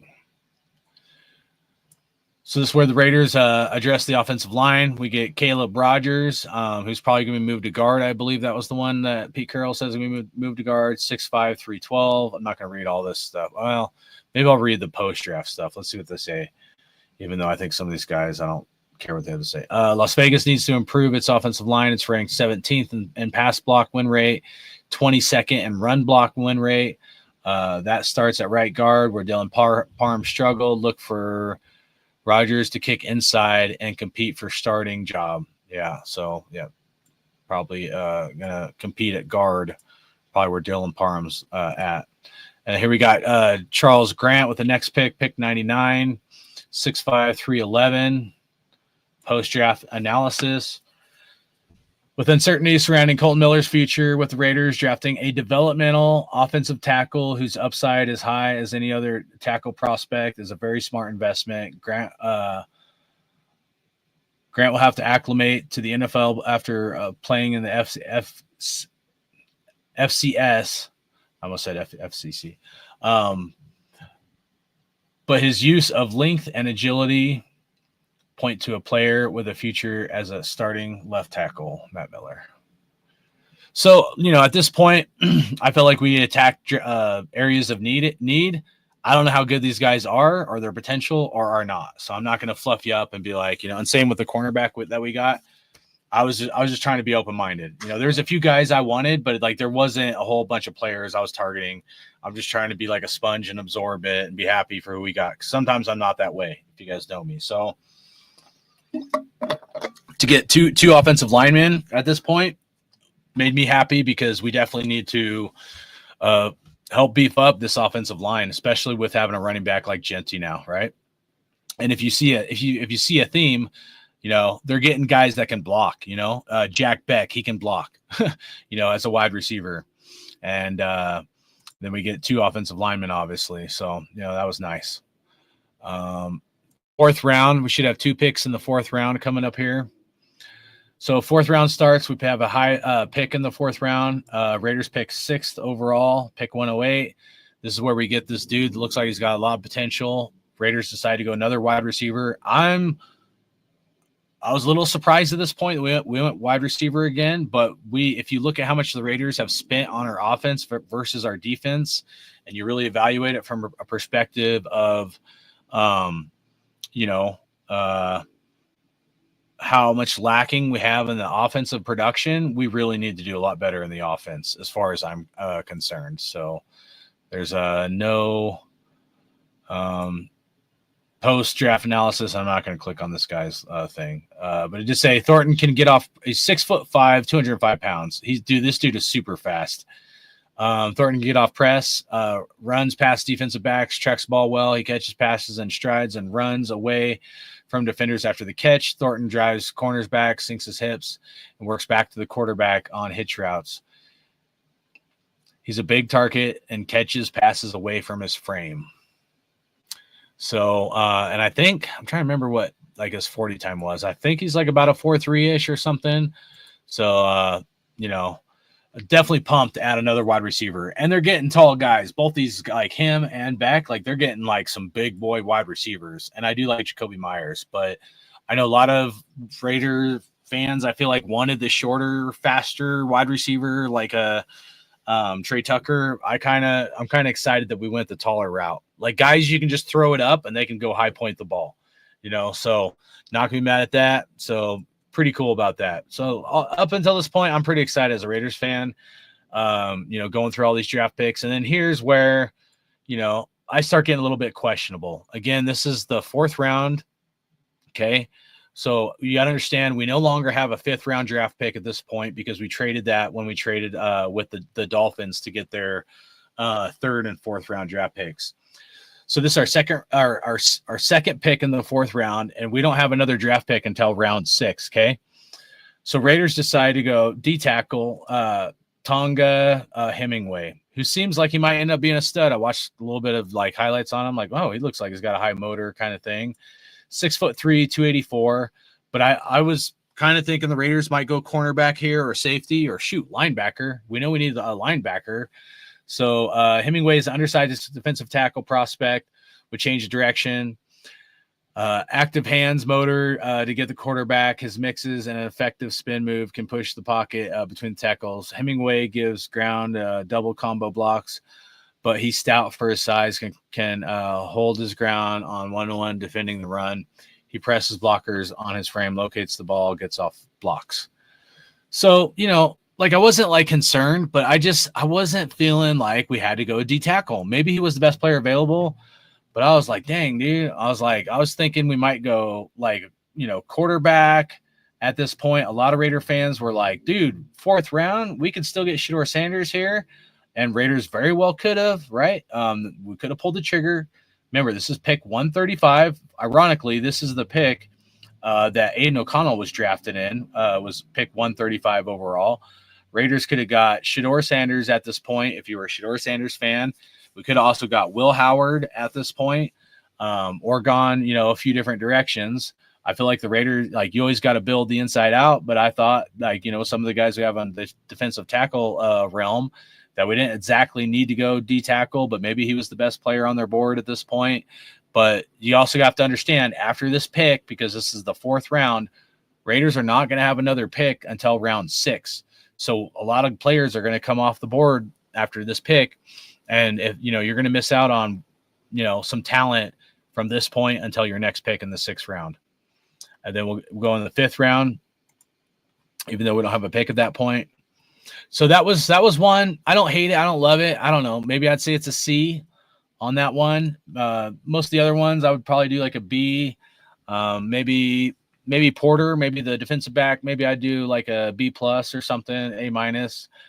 The linemen, I'd probably do like a B or something, just because I got to leave room. Like, they're not like superstars, but, with that one, I might do that like as a C, with a question mark to be determined. All right. At this point, like there's another D tackle goes off the board. Cam Jackson still had like some offensive tackles and stuff. And then here goes Shedeur Sanders finally with the 6th pick in the 6th pick overall, or 6th pick in the 5th round. Shedeur Sanders comes off the board at pick 144. So, hold on. My wife sent me something about Shedeur. Let's see what this is. Oh, shit. All right.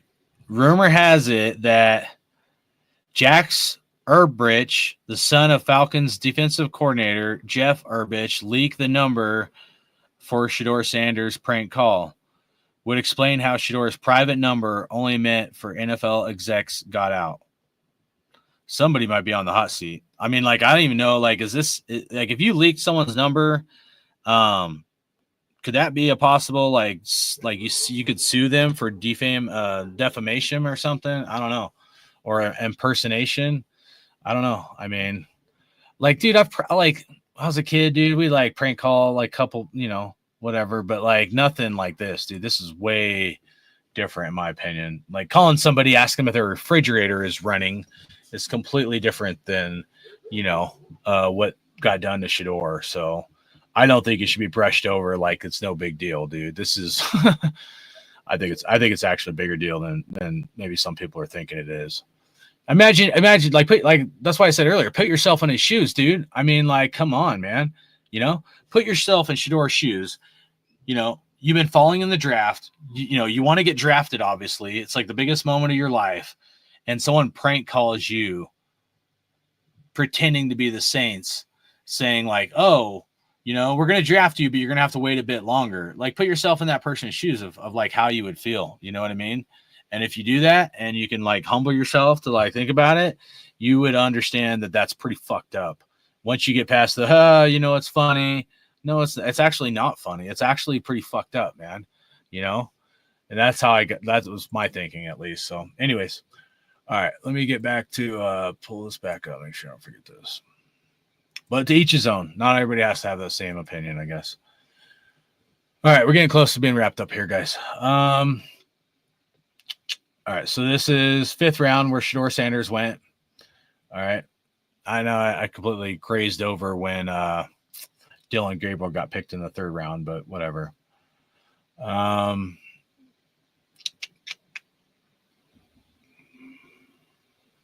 just kind of scrolling through these. I don't know. Most of these guys, I don't know. There's that Chris Paul Jr. guy went to the Rams. Most of these guys, I don't look at them like, oh, we had to have them or whatever. So most of these I don't look at, and there's not like a screaming like, what the hell, you know? But then some question marks are coming up for me. Okay. And I'm not saying like, I don't want to get too extreme. I'm trying to give this coaching staff and stuff like a fair shot, guys. But like, you know, Raiders are on the board. So here we are in the 6th round. Okay. Let's keep in mind 6th round, Raiders have 3 draft picks in the 6th round. So we got that first one, and then we got 2 more on the back end of the 6th round. And I'm looking at this at this point, and I'm like, holy cow. Like, even though I think Aiden O'Connell has a shot, you know, or like we should give him a fair chance, you know, with kind of the same stuff we're setting Geno up for. I still think we should draft a quarterback, you know, and I thought Will Howard being available at this point in the draft would have been a great pick. I was like, holy cow, Will Howard's still there. So Raiders pick 4 overall in the 6th round, and Will Howard's on the board, and I kind of lose my shit. He goes like, you know, a few picks later. I think Will Howard's got potential to be a really good quarterback, you know? And yeah, I'm not saying the face of the franchise, the future of the franchise, but if you could let Will Howard, Aiden O'Connell, and Geno Smith compete, which somebody else was earlier, I forget who it was, but they were talking about like let everybody compete, then so be it. But they pass on Will Howard to get who? Another freaking D tackle. And maybe this guy is good. We're building the trenches. If you're a guy that believes in building by the trenches, the Raiders are really holding true to that, you know? And so this guy is 6'3", 309 pounds from Ole Miss. You know, and maybe he'll end up being good, you know, but this leads me to a lot of questions, you know, a lot of questions at this point, because I'm like, why'd we get another D tackle? You know, why didn't we go cornerback, safety, linebacker? We went D tackle again when we have Christian Wilkins and some other guys. Even, you know, Tyree Wilson should be able to be a rotational D tackle type of guy.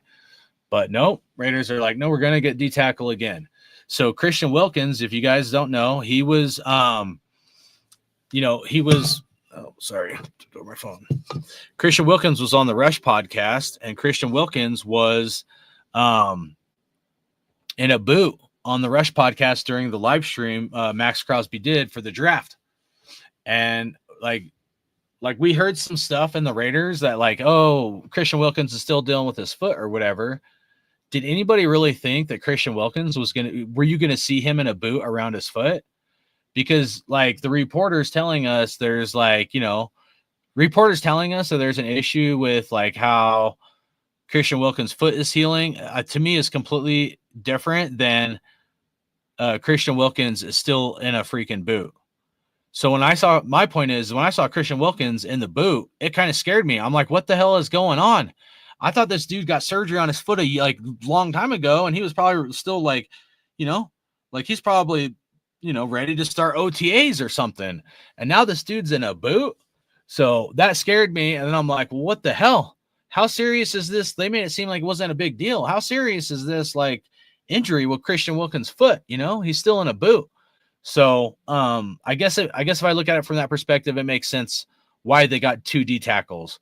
But to me, I'm also frustrated with the Christian Wilkins thing because we paid this guy all kinds of money. He was supposed to be like a superstar for us. And if he doesn't end up playing the entire season or misses part of the season or whatever, and we gave him all this money and guaranteed money, it's going to really suck as a Raiders fan. Like, just to be honest with you guys, like, I don't want to be the Debbie Downer, but it's going to really suck. So although I understand the pick right here with our, first pick in the 6th round, it also leads me to believe maybe the Raiders are really concerned about the Christian Wilkins injury. Otherwise, why the hell are they drafting 2 D tackles?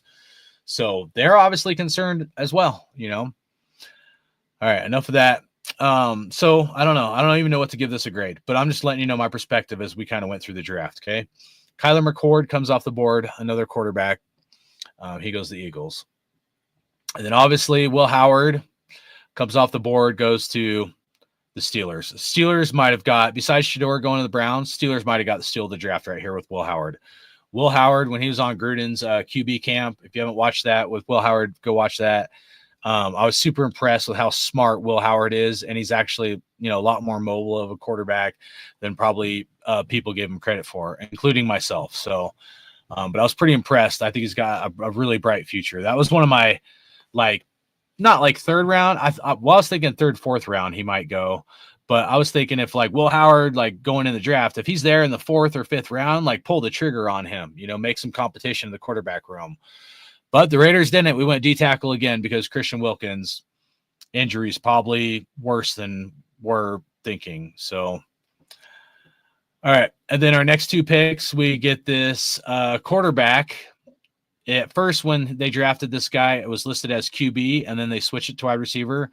But this guy is actually a quarterback for Montana State. I'd watched a game last year. I think it may have been one of the bowl games or something. But this guy's definitely a QB. So Raiders are going to convert him to wide receiver. Not very tall. He did look good in that game. I was pretty impressed. I can't remember what the score was, but Montana and this dude utterly destroyed the other team they were playing against. I don't even remember who they were playing against, but that bowl game or whatever it was that I was watching it, because we were out at like Dave and Buster's or something, and I was at the bar watching it, just destroyed the other team. I was like pretty impressed. So he had 3,500 rushing yards, 5,800 passing yards. So, definitely can run. So, not too many people that grew up in Montana, even though I live there, like are superstar athletes, let alone get drafted to the NFL, especially if they went to like one of those Montana colleges. So, congrats to him. Pretty huge thing to get drafted in the NFL, but will it work? The Raiders trying to get, cute and trying to get a guy to be converted like that. However, you look at guys like the Patriots and Julian Julian Edelman was also a quarterback, and he got converted to wide receiver. So could it work? It could work. Hopefully it does, but question mark there. And then Cam Miller, I don't know nothing about this guy. But for us, I mean, at this point, I guess you're just taking guys to fill a roster spot, I guess, in the 6th round. But, I guess the Raiders think the backup, or to compete with Aiden O'Connell and Geno is Cam Miller. I don't know. I guess to be determined. I'll try to have an open mind about it. I don't know if that's a C grade or what you would give that. But to anybody that thought we were going to come out of the draft with a quarterback, people are like, I guarantee we come out of the draft with a quarterback. If you would have told me we were coming out of the draft with a quarterback and it's Cam Miller, I think we all would have been scratching our heads asking what the heck is going on. If we're being honest, we passed on Shedeur, passed on Will Howard, we think Cam Miller is going to be the next greatest thing. I don't know. I'm not buying it. So a lot of question marks at this point in the draft for me. I was feeling pretty good up until the 6th round. And then I'm like, definitely felt like the wind got taken out of my sails a little bit. I'll try to be open-minded, give him a shot, but definitely would have liked to see in the quarterback room have more competition. Even though I'm a believer in that Aiden O'Connell, might end up being good, I would have liked to see some more competition in there. And then our last pick, or wait, let me see. can't remember if we have one pick in this round. This is 7th round. Yeah. Okay, we get one last pick. Raiders decide to go linebacker. Cody Lindbergh, Minnesota, eh? 6'2", 236. So don't know too much about him. Hopefully he ends up being good, but I don't know. I mean, to get a linebacker that late in the draft when we need like when we were in the draft, if you're like the most positions of need was like running back, wide receiver, and linebacker. Linebacker would have been 3rd or 4th on the list, and we don't address linebacker till the 7th round. So for the most part, I like the draft until we get to the 6th round, and then it's like I'm not going to say it's like an F or anything, but it's definitely to a point where at this stage of the draft, I'm just like, okay, we'll give him a shot. We'll see what these guys can do, because Pete Carroll has shown he can develop guys and stuff in the past. Maybe these guys will. I don't know. I'll try to be positive about it, but the later part of the draft wasn't nearly as exciting for me versus the first part of the draft. So, and I think that's about it that I wanted to kind of talk about. There was 2 guys. Hold on. 2 guys that, as far as UDFAs, that I was kind of looking at. I forgot to say one of these during the live stream, but one of them was Tyler Batty, an edge rusher from BYU. I kind of like that guy.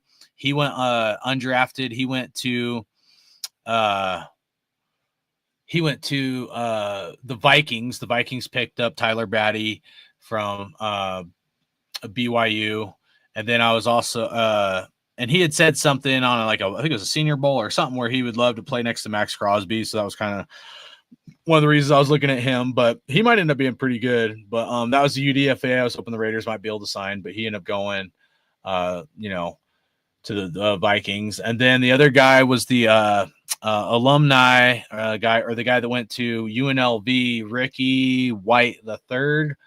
That was a wide receiver that really would have been nice had we been able to pick, draft a guy from UNLV, keep him with the Raiders. Right here, he goes to the Seahawks. So this guy was like a really good special teamer. So that would have been cool had we got him, but the Seahawks picked him up. 6'1", 184. Dude's pretty fast. I mean, not with a high draft pick, but if we could have got him up the 6th or 7th round, that would have been kind of nice. But kind of keep him in the hometown or whatever. He said White led the UNLV receiving for 3 consecutive seasons. He gets into defensive backs, blind spots, and gets to his landmarks. He can change speed, separate top of his routes. He knows how to attack zone looks, and he's tough going over the middle. White is an instinctive open field runner who makes defenders miss. He tracks the deep ball and flashes the ability to come down 50-50 balls downfield. He lines up wide and out of the slot, and he block punts and was named Mountain West Special Teams Player Year 2024. So I don't know. Maybe for some reason he won't make the team. Maybe the Seahawks will cut him later. Maybe the Raiders can pick him up. But that was one of the guys I was also looking at. I was kind of disappointed we couldn't pick up. So other than that, I don't know. I mean, I'll try to be pretty open-minded. We got the 2 guys I really wanted. So to me, like, I'm super excited, even though some of the later stuff I'm like questionable on. Doesn't mean I'm like going to be negative on the Raiders, because sometimes I can be, but I'm definitely going to, try to just have an open mind the best I can, man. So let's scroll back up, kind of see what any of you guys have said about some of this, some of these draft picks and stuff. Get your thoughts, and then we'll wrap it up here. Appreciate everybody hanging in. I know it's been a long video, but I don't always go live either. So, take advantage of it while you can, because a lot of times I don't always go live. I don't have time to. I should have actually been working all this time. I'm here spending with you guys. I should be in my shop getting stuff done for a customer that I'm behind on. So, but I wanted to come on here and kind of talk to you guys for a bit. So hopefully you guys appreciate it. All right, Shedeur flashing his watch, bragging how rich he is. Didn't help either. Jack Keenan said, Rebel, your grade. I don't know. I'm probably with Jack, or with Rebel. I'd probably do like an overall B+ with, if I had everything together. I'd probably put it in that realm, maybe B with some of the later picks I'm a little questionable on. I was down double running back with Genty, but we didn't need to do that. And you know what? I don't know. I mean, even though I'm kind of out on Zamir White and I've cracked jokes at him, I don't know. Maybe some of it was coaching and some of it may have been the offensive line. I don't know.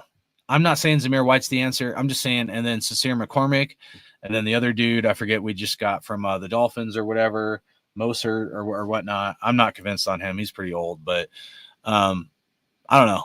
You know, Zamir White, I think this is the last year of his rookie contract. You know, I'm all for competing and giving all these guys a shot to see who the first, second, third place or, you know, in the ranking is. So, yeah, you know.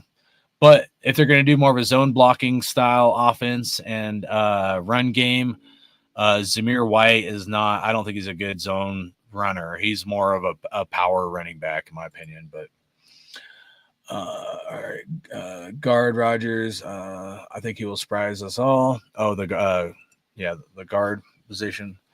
College football TV executive called NFL executives yesterday and told them to draft Sanders 5th round. See who could be competitive this year. What? Maybe I don't know. Maybe think not what you said, but I've thought on my own. Like, could this be something with the sports bettors? Like, did somebody bet big money he was going to get drafted in the 5th round, or I don't know, something weird too? I don't know. I'm a 10-foot hat guy. Like, I look at things. I overanalyze things a lot of times. But Jack said, kind of remind me of Al Davis draft, tight end, weight, speed draft. Yeah, for sure, bro. They might even move him to right tackle. Oh, you're talking about the guard Rogers? Yeah, for sure.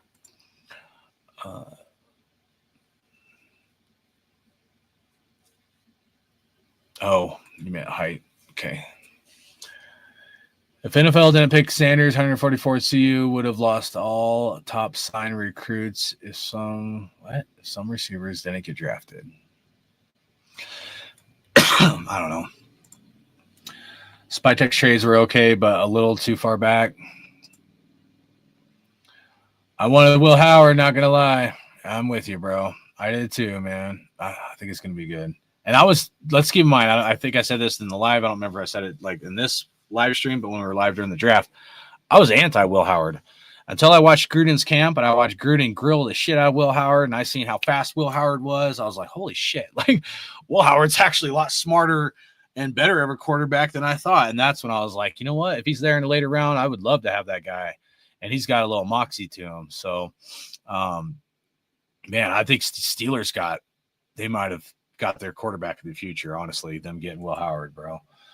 Well, Johnson Morrison, Watts for me. Linebacker, South Carolina. Appreciate that. Show's too old to be a rookie. He played with Justin Herbert. His freshman season was 2018 before COVID. Damn, dude. That's funny, dude. That's funny. That is a long time. There's a long list of injuries that Will Johnson had. Yeah, it was a big risk. We might have dodged a bullet by not getting Will Johnson, the cornerback from Michigan.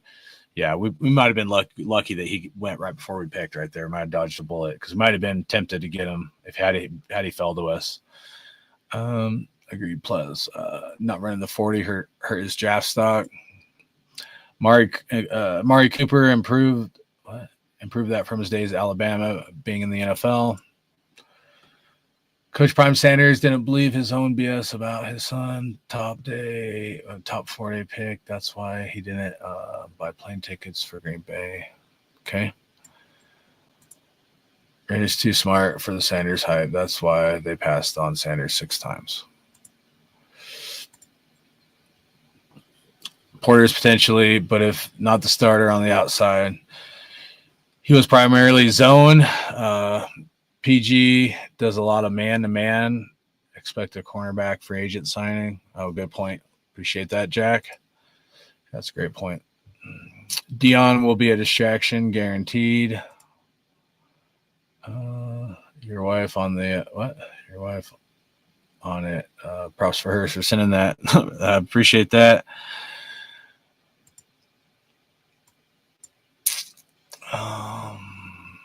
Tragedy. So that's a no class prank. Yeah, there's some pranks like, dude, I'm all for pranks. Like if it's out of love or whatever. This is like some vindictive evil shit, bro. Like this is not like, that's not fucking cool, bro. Like imagine if someone called you and they're like, you know, maybe this is too extreme, but they're like, "Hey, your mom died" or something. Like, oh yeah, that's funny. Like, no, that's not, dude. Like there's like a line between like, "Hey, what's cool, what's out of love," and like funny, and there's like a line that like is over a boundary, and I think it was over the boundary. But that's just me, man. So Alfredo shot to you, said biggest one of his life. Like, yeah, fucked up. Yeah, for sure, bro. Yeah, not cool at all. On positive note, Ash Genty, Chazen being a Raider, love it. Yeah, I know he's all smiles. I was pretty pumped, man. I went pretty nuts. Will Howard his ass. Okay. Convert a QB to wide receiver. That was our guy we were talking about in the sixth round. That's their plan, not mine. I'm just letting you know he was a wide receiver who then he was like a gadget player who then became a quarterback for Montana, and then became the predominant starting quarterback. And Raiders are probably planning on shifting him from QB to wide receiver. It wasn't that he don't have any experience playing wide receiver. He ran the ball a shit ton though, so he's like kind of like a Julian Edelman for what the Patriots used to have. But hopefully it works because they obviously think it will. NFL kept Shedeur waiting. Ryan Smith said Deion's reputation precedes him. It costs Shedeur dearly. Ricky Williams, nice. Jackson Woodard to Seattle as a UDFA as well. Oh, thanks for bringing that one up. That's a good point. Appreciate that. Circus Raider, man. I ain't seen you in a minute, bro. Hope you're doing good. Oh, I meant to mention Quinn Ewers too. That was the other one that I was a little surprised on. Sorry, bro. All right. So, but yeah, shout out to Circus Raider. Great point. Sorry I missed that one. It's hard when I'm doing this by myself and I got 1,000 things running through my head, especially when I'm covering things that I don't want to talk about before I start talking about the Raiders. But so any of you guys like Circus that helps me out or something I miss, I do appreciate it a lot. We said F minus or F draft. It should have been Quinn Ewers 6th overall, not Genty. 6th overall? In all seriousness, it feels weird having a great draft in back-to-back years. Spytek and Pete making me believe again. Okay, hold on. What? Should have been Quinn Ewers 6th overall, not Genty. What? I'm so confused on what you said, bro.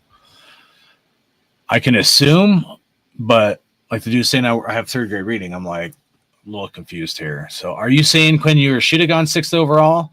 Or are you saying that would have been like what it would have been in like years past? Like Raiders would have done something stupid, like got Quinn Ewers 6th overall. So, but what I was going to say is Quinn Ewers was available in the here, I'll put it up. Quinn Ewers is available, and I think it was the 6th round. And that was another one. I did forget to say that. That was another one I was kind of surprised. Even though I'm not a Quinn Ewers like fan, when he was on the board, and nobody like Raiders didn't take him, I was like, dude, what the hell? I think he went in the 6th round. Let me go look. So here's the 6th round. Raiders get that D tackle. Will Howard comes off the board. Kyle McCord goes to the Eagles, and Graham Mertz goes to the Texans.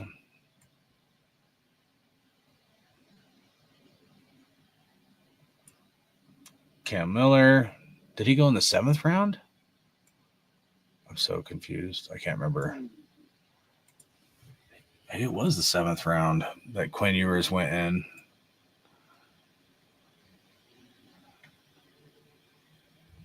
Curtis Roik.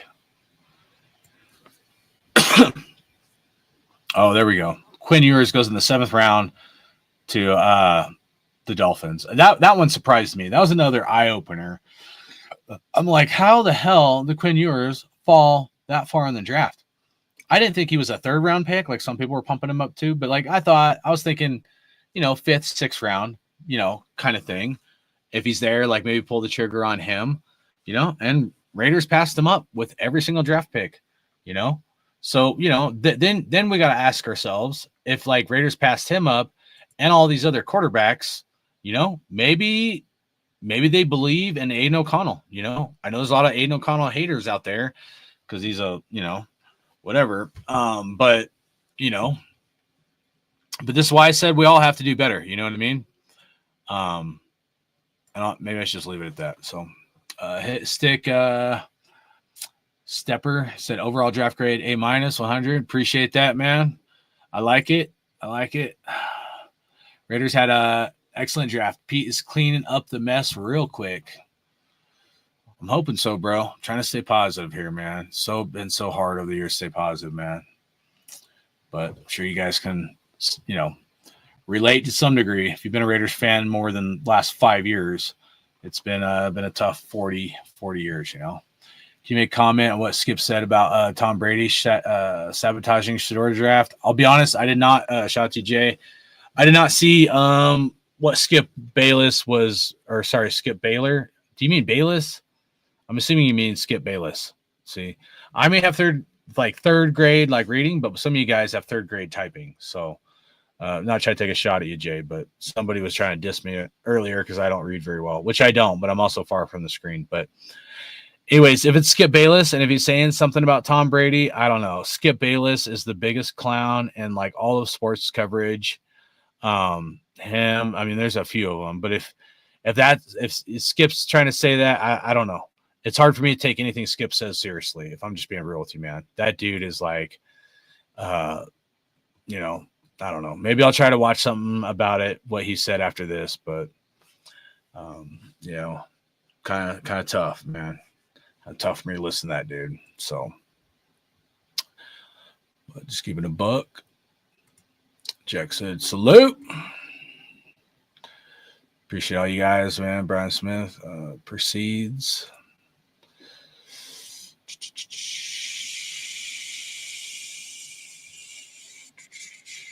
I already answered that one. I don't even know what he said. Brian Smith, sorry.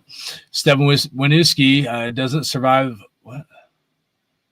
Oh, Stefanski, sorry.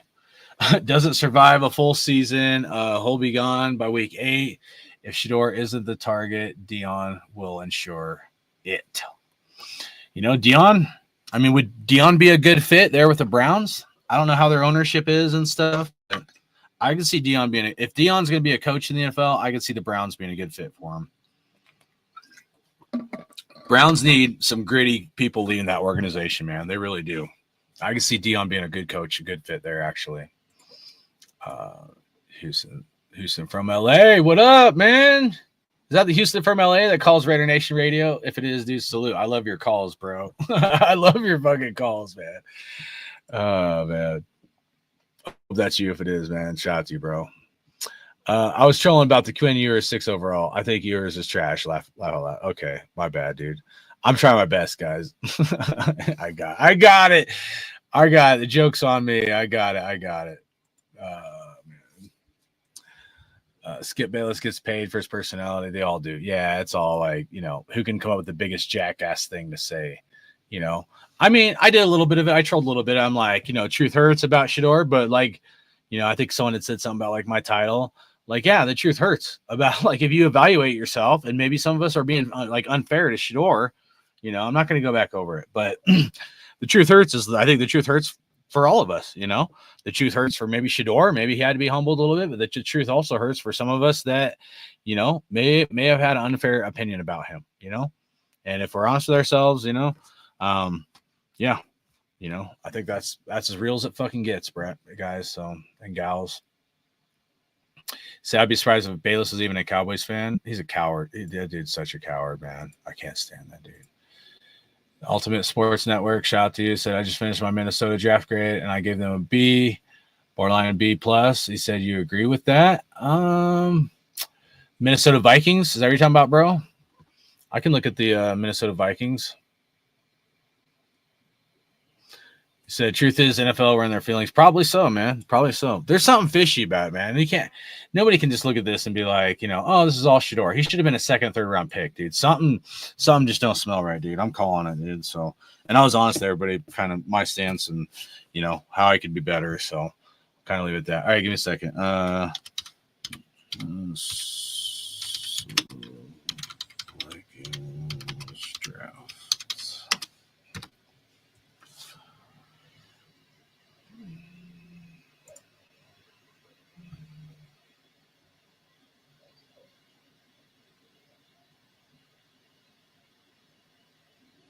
Let's see. Give me a second, guys. Just pulling something up here real quick.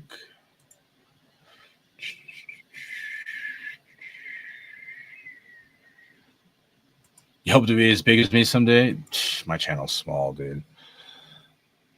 Hopefully you're not trolling me, but I don't. You just gotta keep at it, bud. You get there. If you're more, I'm like the worst, like politically correct person. So, but if you can be professional and keep your stuff cool, you do a lot better than I do. So, all right, give me a second. I wanted to pull that up. Share this tab. All right, let's look at your Minnesota Vikings.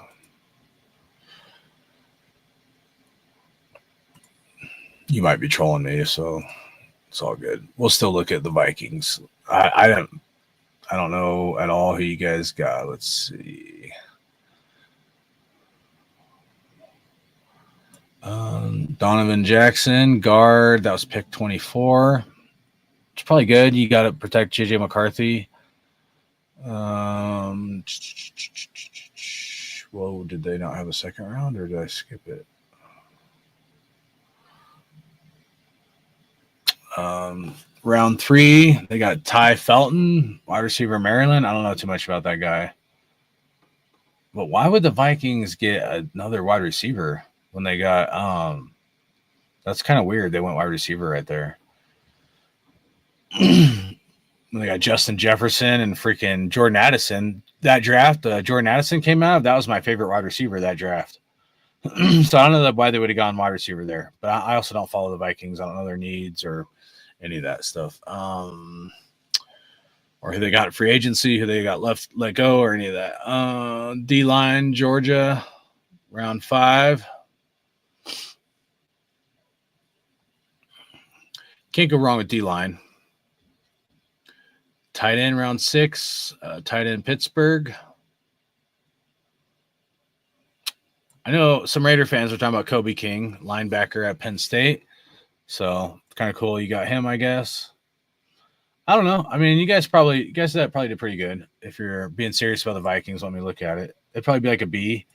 There's a few questionable things, but like because I don't follow the team,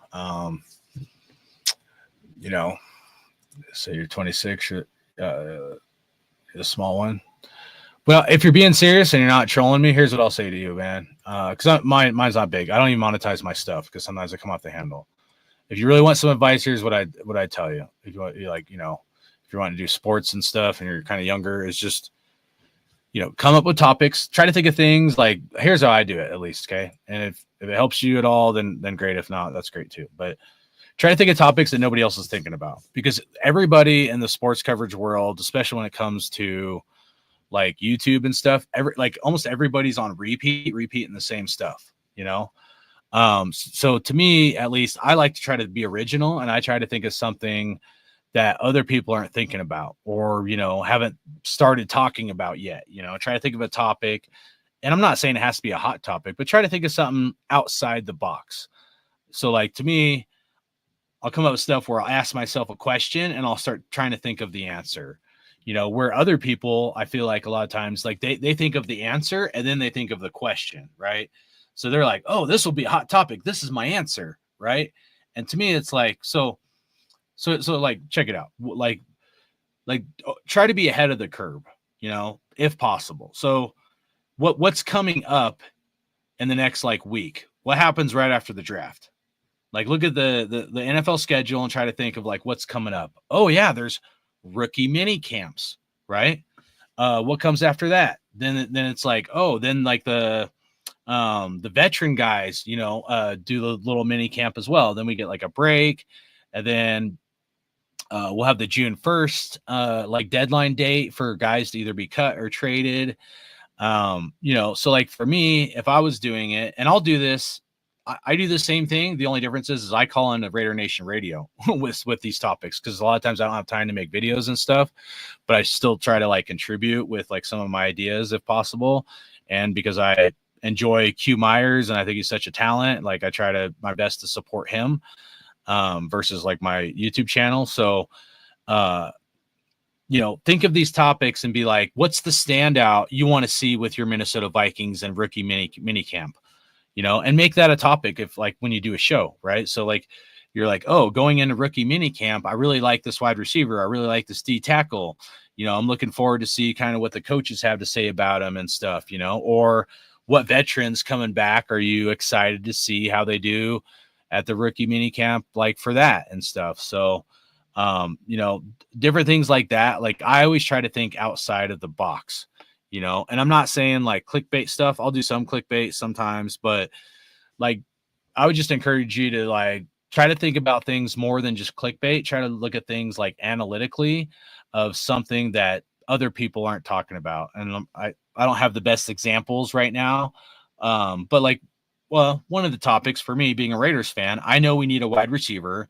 And I was calling into the Raiders, Raider Nation radio show a week. And I think about 2 weeks prior, I had mentioned it that I wanted Jack Beck in the second round, and I thought where we picked in the second round was a little bit rich and a little bit too high of a draft pick.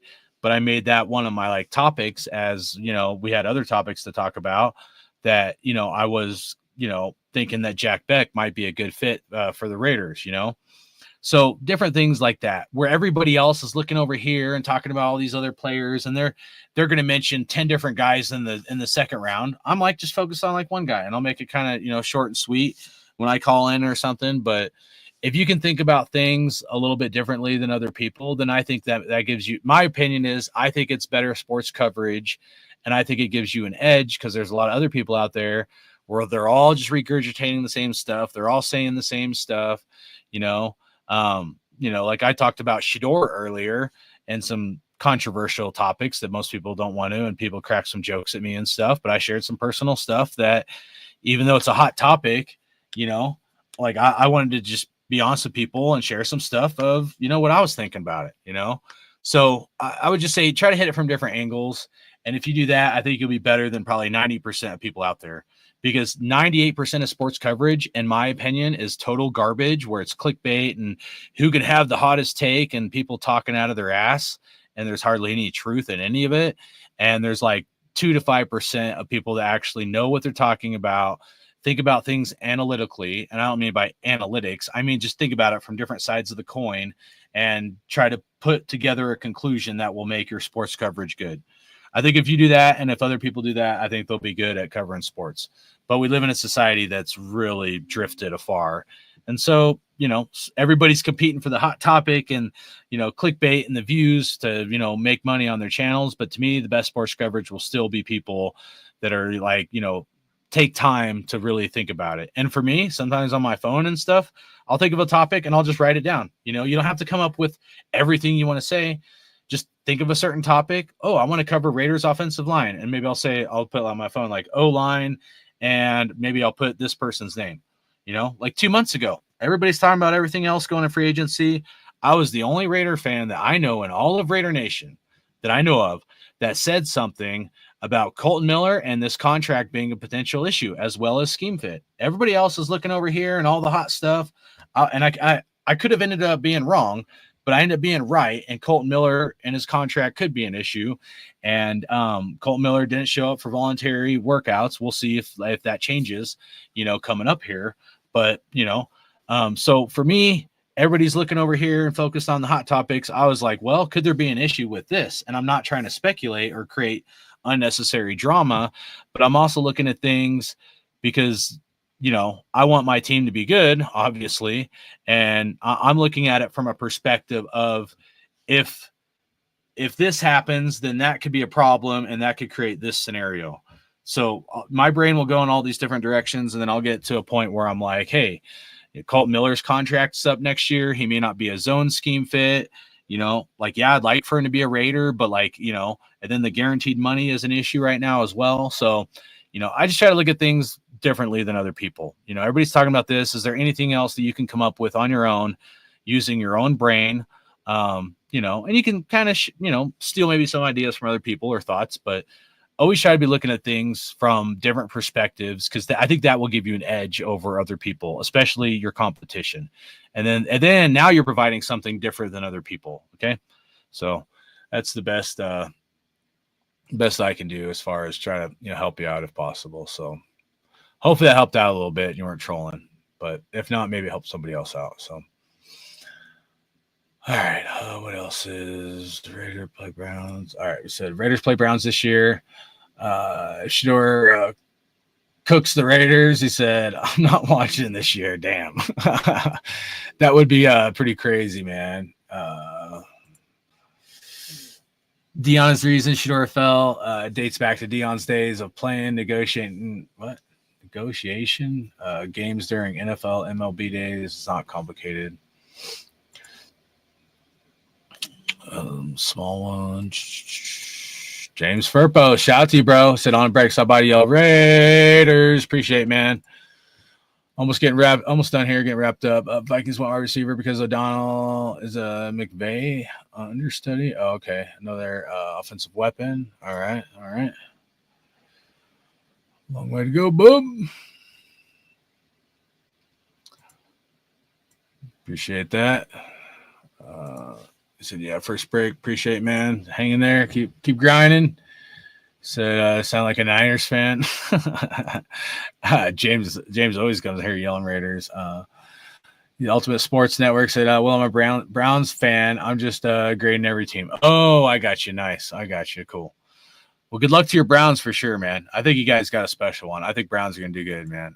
And there's not too many fan bases. Like I respect the Browns fans, man. You guys are right there with us Raiders, dude. Even probably worse, where it's been hard to be a fan and all the hate and struggling years and stuff. So congrats to you, man. Keep grinding, man. One day you guys are gonna break through and freaking raise that trophy. It's gonna be all worth the struggle. So there's a lot of fan bases I don't respect, but I do respect the Browns, man.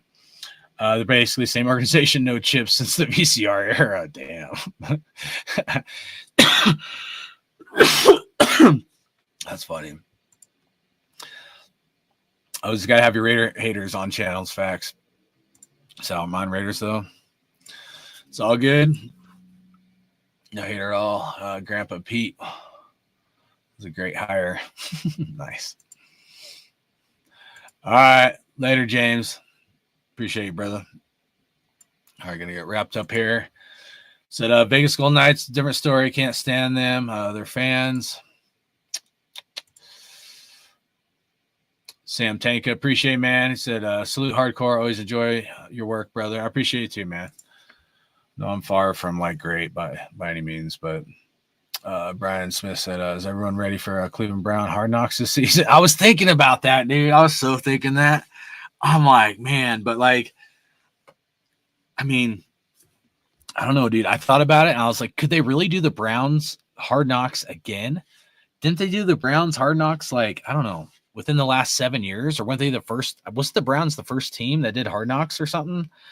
I feel like there's a crap ton of other teams that should be on the Hard Knocks before Browns have to do it again, but I don't know. So,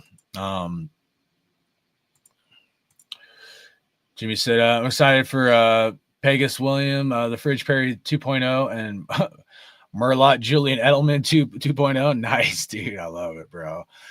Jimmy Guns, get ready to go live, guys. You guys like cards, like football, baseball cards at all? He does live auctions, so check out his channel. I don't know if we still have somebody in here that could drop Jimmy's YouTube. Here, let me I'll just do it. Give me a second. I'll pull up Jimmy's YouTube channel, and hopefully you guys go give him a subscription. Did some cool things over there. And he has all kinds of cards, even though he's a Raiders fan. He does all cards. Is your channel not up yet? What the hell? What's going on? Monica's calling me. Where's your live? Oh, there it is. All right.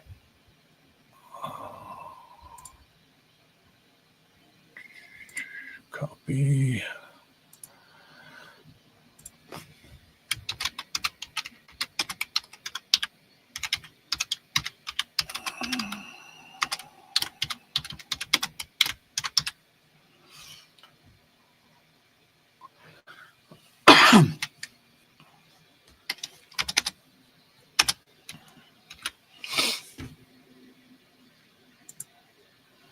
All right, there you guys go. Please subscribe to Jimmy Gunn's YouTube channel. Just put it in there. It definitely coming. Drama cells. Oh, bro. I mean, people. I mean, man, it would. I mean, if we thought the Taylor Swift stuff was something to scoff at to bring in viewers, imagine Hard Knocks with Shedeur Sanders of the Browns.